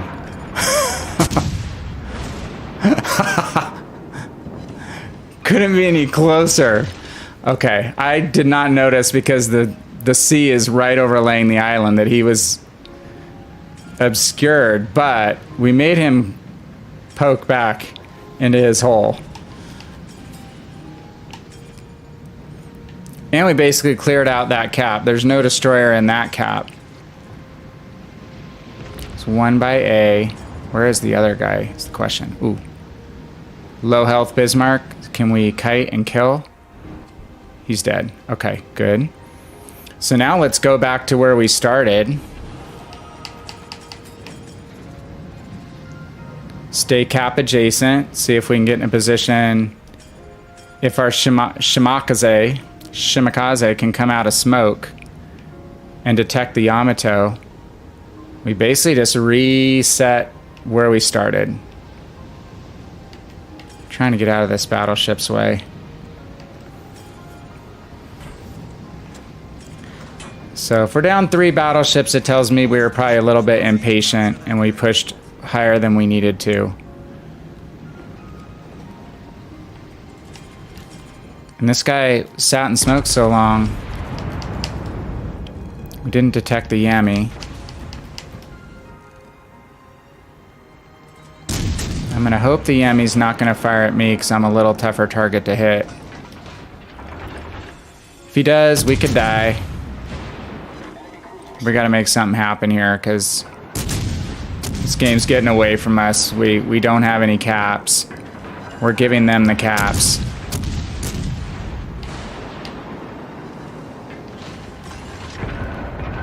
Okay, Baltimore's radaring again. We're gonna sit here though, because we're a much tougher shot to hit than that battleship. What is that, a GK? Fire 2? Yeah. Just push out behind our GK. These guys over here need to get in an angle where they can actually get fire on some enemies. They're just kind of circling the outside of the cap area, and it's not really helping.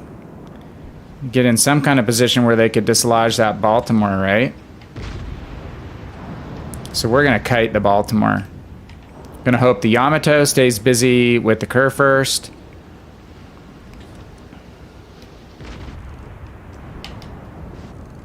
See if we can get this Baltimore out.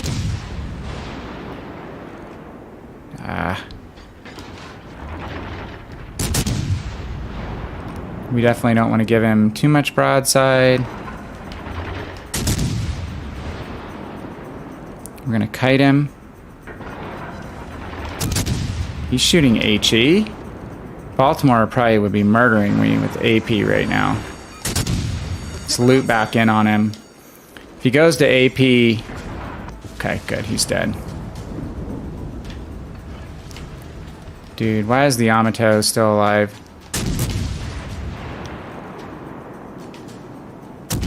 Now we go into distance spamming in open water. Third fire on the Yami. Fourth fire on the Yami.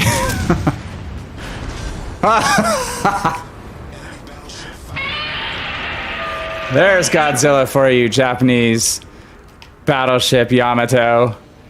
Okay, that destroyer we just spotted is in smoke, but he's within 9 kilometers and he's relatively low health. So let's close the distance.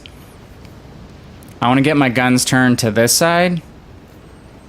I think we're potential enemies. I don't want to show my broadside to a battleship. I don't want to charge this. Let's... Okay. Basically force the destroyer's hand. Oh god, that Conqueror is gonna murder me. No! Amagi behind me, what? You know the DD's there, you gotta be careful coming around that corner. Holy crap. Another Shimikaze on the other side. Yeah.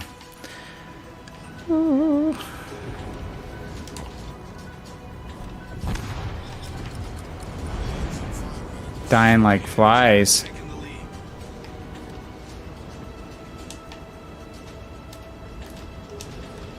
Which way's the Conqueror going? Can we get in torpedo range? Hey Hitman, have a good one. Yeah, thank you. Thank you for the good luck. Hopefully it works out. I very much appreciate it. Ugh, not good.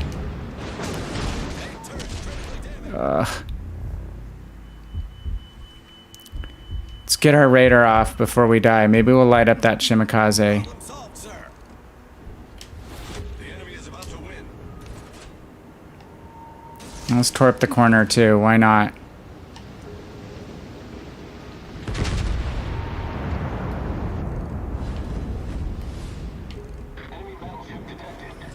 Yeah, we stayed with HE because we figured this Azuya was probably going to kite. We're not going to do a whole lot of damage on him angled with AP. Oh god, we're going to hit an island. Not good. We have to show broadside to the Odin now. Sorry guys, I'm not looking at chat. We're going risky play to try to kill the Suzuya here. Torpedoes, direct front. Sweet. Okay, we got the Suzuya. Can we...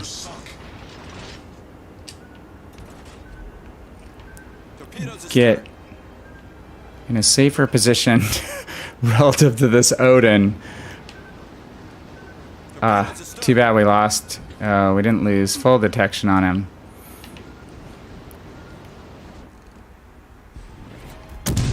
Okay. What the heck? They're down to 2 ships. We only have 2 minutes, and there's no way we're going to make up the points. So we got to go really aggressive.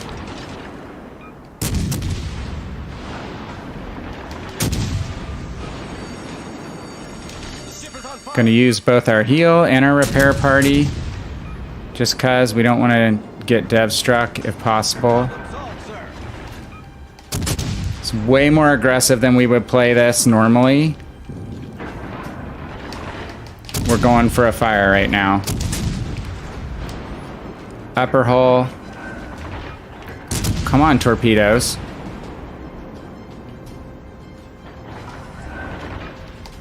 Nice work. Problem is, their DD's just gonna run. Unless he's a complete idiot. Who spotted? He spotted? Okay, well that means the DD's probably over here. You think he's back here? I thought he shot torpedoes over in this direction. Those torps. Not from the Odin, right? Love the smell of smelted steel. That's like a tongue twister, 5 jumps. Oh no, there was his last spotted. Okay. We have 12-kilometer radar. We just have to give it a go, right? Are you still spotted? So that's why I wish I could text chat.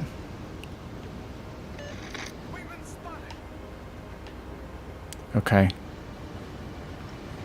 We're gonna give it a go on the radar. Holy shite.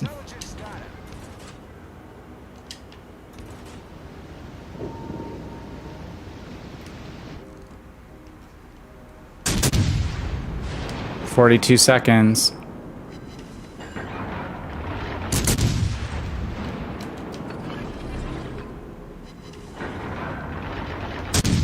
Dang.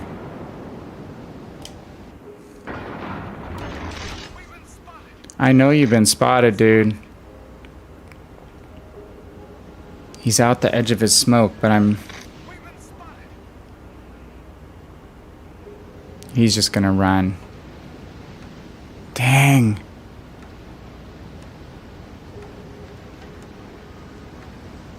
The 12-kilometer radar giveth, the 12-kilometer radar taketh away. Ugh.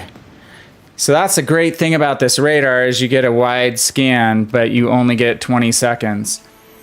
If that was Baltimore radar, we would have nailed him. Crap. Finished 3rd. I'm telling you, these games in this ship, every single one is fun and insane.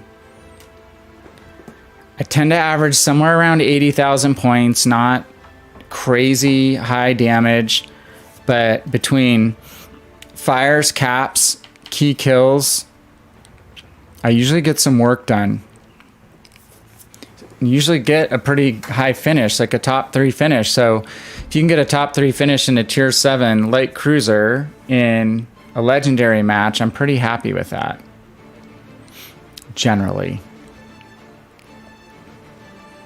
All right, guys. Unfortunately, I have probably like one more game left because I have to get up early. We have 9 o'clock games.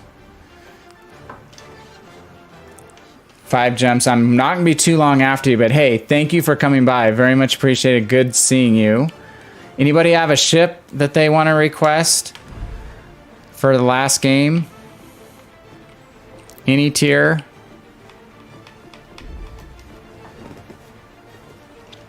Even a destroyer, I'd play a destroyer. See me derp out, go to bed sooner.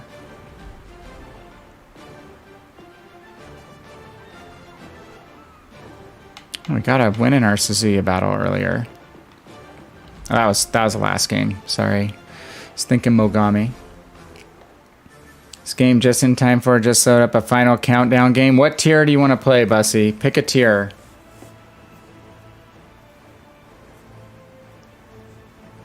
You pick a tier, and we'll pick a ship in that tier.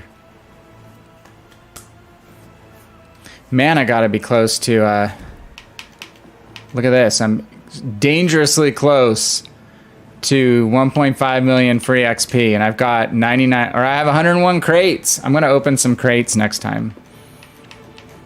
I think I can get to my 1.5 million with some crate openings. Okay, I'm gonna play something that I want to play for fun. How about Scharnhorst? Let's do Scharnhorst. Another jack of all trades. I like ships that are jacks of all trades. All right, are you ready? Anybody wants a countdown for a tier 6 game? Last game of the evening, last call.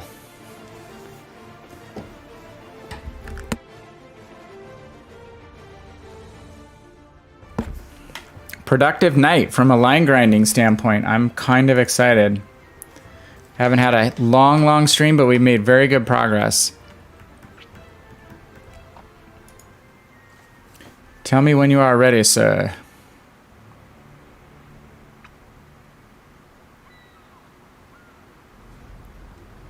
Yeah, last order is correct. Get him in. Okay, you ready for me to count?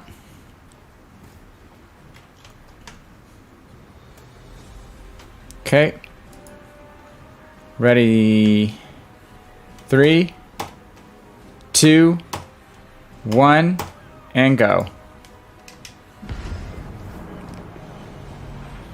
Scharnhorst, the bridge ship. If you're a battleship player and you want to learn to start playing cruisers, this is a great ship to learn cruisers in because she has the ability to actually play like a cruiser when she's low tier. Especially if you take any of the maneuverability upgrades. I run kind of a hybrid commander on her. I'm not running like auto or one of the battleship commanders per se, that's straight battleship. Because I like, actually, like when I play PC, I have a Hindenburg commander that I use, which is my tier 10 cruiser in the German line, which hopefully we get in the Legendary Bureau someday. I will run my Hindenburg commander on Scharnhorst because I want Scharnhorst to have versatility between maneuverability and turret traverse and some buffs to things like accuracy. But I don't do like a secondary spec build or anything like that. I'll use those secondaries when I get in close, but I just like this ship to be able to utilize all the different things she can do. Bussy, hey, we got on the same side. All right, my friend, this is excellent. Why they spawn the 2 destroyers at the same cap? Answer that question. I'm coming your side. Because we've got a cruiser who can join you. No, sorry, we have Colorado who's going to come join you. Or just, sorry, join the other side. Join the